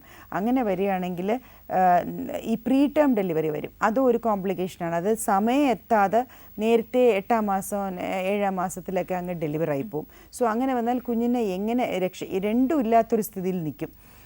കുഞ്ഞിനെ രക്ഷപ്പെടുത്താൻ പറ്റുമോ പറ്റൂലേ എന്ന് പറഞ്ഞാൽ നമ്മൾ NICUവിൽ വെച്ച് കുറേ ദിവസം നോക്കി, അങ്ങനെ വെയിറ്റും ഒക്കെ കുറവായിരിക്കും. സോ പ്രീ ടേം ഡെലിവറിയും ഒരു കോംപ്ലിക്കേഷനാണ്. സോ ഓവറായിട്ട് ഉള്ള ഒരു പ്രോബ്ലമുണ്ട്. പിന്നെ ഞാൻ വളരെ പലർക്കും ഉള്ള ഒരു സംശയമാണ്, ഫ്രാങ്കായിട്ട് പറയാൻ പലർക്കും ബുദ്ധിമുട്ടായിരിക്കും, അത് പറയുകയാണ്. ദറ്റ് ഈസ് ഈ ഭർത്താവുമായിട്ടുള്ള സെക്ഷുവൽ കോണ്ടാക്റ്റ് ആദ്യത്തെ 3 മാസവും അവസാനത്തെ 3 മാസവും ഇല്ലാതിരിക്കുന്നതാണ് നല്ലത്. കാര്യം എന്ന് വെച്ചാൽ അങ്ങനെ ഒരു കോണ്ടാക്റ്റ് വരുമ്പോൾ വെള്ളം പൊട്ടിപ്പോകാനുള്ള സാധ്യത ലാസ്റ്റ് 3 മന്ത്സിൽ വരാറുണ്ട്. ഫസ്റ്റ് 3 മന്ത്സിൽ അബോർഷൻ ആവാനുള്ള സാധ്യതയുണ്ട്. സോ അങ്ങനെ എന്തെങ്കിലും വേണമെന്നുണ്ടെങ്കിൽ തന്നെ 4, 5, 6 ആ നടുക്കുള്ള 3 മാസങ്ങളിൽ സെക്ഷൽ കോണ്ടാക്റ്റ് ആകാം. അല്ലാതെ പിന്നെ ഇല്ലാതിരിക്കുന്നതായിരിക്കും കുറച്ചും കൂടെ നല്ലത്. സോ അതും ചിലപ്പം പെട്ടെന്ന് ഒരു ഡെലിവറി നടന്നു പോകാനോ അബോർഷൻസിനോ ഒക്കെ സാധ്യതയാകും. So that is one thing. പലർക്കുള്ള സംശയം, പലരും ചോദിക്കാൻ മടിക്കുന്ന ഒരു സംശയമാണ്, അതാണ് പറഞ്ഞത്. സോ ആ ഒരു കാര്യം. പിന്നെ എക്സസൈസ് ഡോക്ടർ പറയുകയാണെങ്കിൽ മാത്രം എക്സസൈസ് ചെയ്യുക. എല്ലാം പെർഫെക്റ്റ് ആയിരിക്കണവർക്ക് ഈ പ്രഗ്നൻസി സമയത്ത് ചെയ്യുന്ന ചെറിയ യോഗയൊക്കെ ഉണ്ട്, അതൊക്കെ ചെയ്യാം. കുറച്ച് അതൊക്കെ ഹെൽപ്പ് ചെയ്യും ചിലപ്പോൾ നോർമൽ ഡെലിവറി ആകാനായിട്ട് എന്ന് ഉദ്ദേശിക്കാം നമുക്ക്. പിന്നെ ഫുഡിൻ്റെ കാര്യത്തിൽ പുറത്തുനിന്ന് വാങ്ങിക്കുന്ന ഭക്ഷണം മാക്സിമം അവോയ്ഡ് ചെയ്യുക. എന്ന് വെച്ചാൽ ആ സമയത്ത് വയറിൽ ഇൻഫെക്ഷനോ ഒക്കെ വരികയാണെങ്കിൽ അതും ദോഷം ചെയ്യും. പിന്നെ ഞാൻ ആസ് യൂഷ്വൽ എല്ലാവരുടെ അടുത്തും പറയും പോലെ പുനർജനി ഹോസ്പിറ്റൽ, പേട്ട, ട്രിവാൻഡ്രം, ഞങ്ങൾ ഈ ഒരു എല്ലാ സമയത്തും എന്തെങ്കിലും ഓരോ വർഷവും എന്തെങ്കിലും ഒരു നന്മ ചെയ്യണം എന്ന് വിചാരിക്കാറുണ്ട്. സാധാരണ നമ്മൾ ഫ്രീ ക്യാമ്പ്സൊക്കെയാണ്. ഇപ്പോൾ ഈ കോവിഡിൻ്റെ ഇതായതുകൊണ്ട് എല്ലാവരും എക്കണോമിക്കൽ പ്രതിസന്ധിയുണ്ട്. So everybody is at hard times money wise also. So ഞങ്ങൾ ഒരു വളരെ low cost high quality package including room rent, including medicine എല്ലാം ഉൾപ്പെടെ നോർമൽ ഡെലിവറിക്ക്, അതേപോലെ പെയിൻലെസ് ഡെലിവറിക്കും, അതായത് അങ്ങനത്തെ ഡെലിവറി നമ്മൾ പ്രൊമോട്ട് ചെയ്യാണ്. വേദനയില്ലാതെ നോർമലായിട്ട് പ്രസവിക്കുക എന്നുള്ളതിന് പ്രൊമോട്ട് ചെയ്യാൻ ശ്രമിക്കുകയാണ്. അപ്പം അത് ആഗ്രഹിക്കുന്നവർ, വേദന പേടിക്കുന്നവർക്കൊക്കെ നിങ്ങൾക്കത് എടുക്കാം. അത് വളരെ കുറഞ്ഞ റേറ്റിൽ ഒരു ഇതും നമ്മൾ വെച്ചിട്ടുണ്ട് പാക്കേജ്. സിസേറിയനും അതേപോലെ മറ്റുള്ളിടത്തേക്കാട്ടിലുമൊക്കെ മേ ബി 1/3 ആണ് ഞങ്ങളുടെ പാക്കേജിൽ വെച്ചിരിക്കണമെന്ന് പറയാം, മറ്റിടത്തൊക്കെ യൂഷ്വൽ ചാർജ് ചെയ്യണേക്കാട്ടിലും. സോ അത്രയും ചെറിയ പാക്കേജിൽ ഇൻക്ലൂഡിങ് എല്ലാം അതിനകത്ത് ഇൻക്ലൂഡ് ചെയ്തുകൊണ്ട് ചെയ്യുന്നുണ്ട്. സോ ആർക്കൊക്കെ അതിൽ വളരെ ഹൈ ക്വാളിറ്റി കെയറുമാണ് കൊടുക്കുന്നത്, അതിലൊരു സംശയവും വേണ്ട. അത് ആർക്കൊക്കെ ഉപയോഗിക്കാൻ പറ്റുമോ നിങ്ങൾക്കെല്ലാം. പിന്നെ അതല്ല, എവിടെയാണ് നിങ്ങൾ നോക്കുന്നതാണെങ്കിലും കുഴപ്പമില്ല. സംശയങ്ങളുണ്ടെങ്കിൽ പ്രഗ്നൻസി കൗൺസിലിങ്ങിന് ഡേറ്റ് എടുത്തിട്ട് വരികയും ചെയ്യാം. അപ്പോൾ സോ അതുകൊണ്ട് എല്ലാ ഇങ്ങനത്തെ കോംപ്ലിക്കേഷൻസ് ഉണ്ട് എന്നുള്ളത് അറിയണമെങ്കിൽ ദയവ് ചെയ്ത് ഡോക്ടറെ കാണിക്കുക. So I'm always with you. എപ്പോഴും പറയുമ്പോൾ ഗർഭിണികൾക്ക് എന്ത് സംശയം ഉണ്ടെങ്കിലും എന്നോട് ചോദിക്കാം. I'm always with you. I will be with you ever. Okay, thank you doctor. Feel the മൊമെന്റ്സിൽ മറ്റൊരു ടോപ്പിക്കുമായി അടുത്ത ആഴ്ച വീണ്ടും കാണാം. നന്ദി. ഈ പരിപാടി നിങ്ങൾക്കായി അവതരിപ്പിച്ചത് Punarjani hospital, gynaecology, infertility and laparoscopic centre, Aksharaveedhi, Pettah, Trivandrum 24.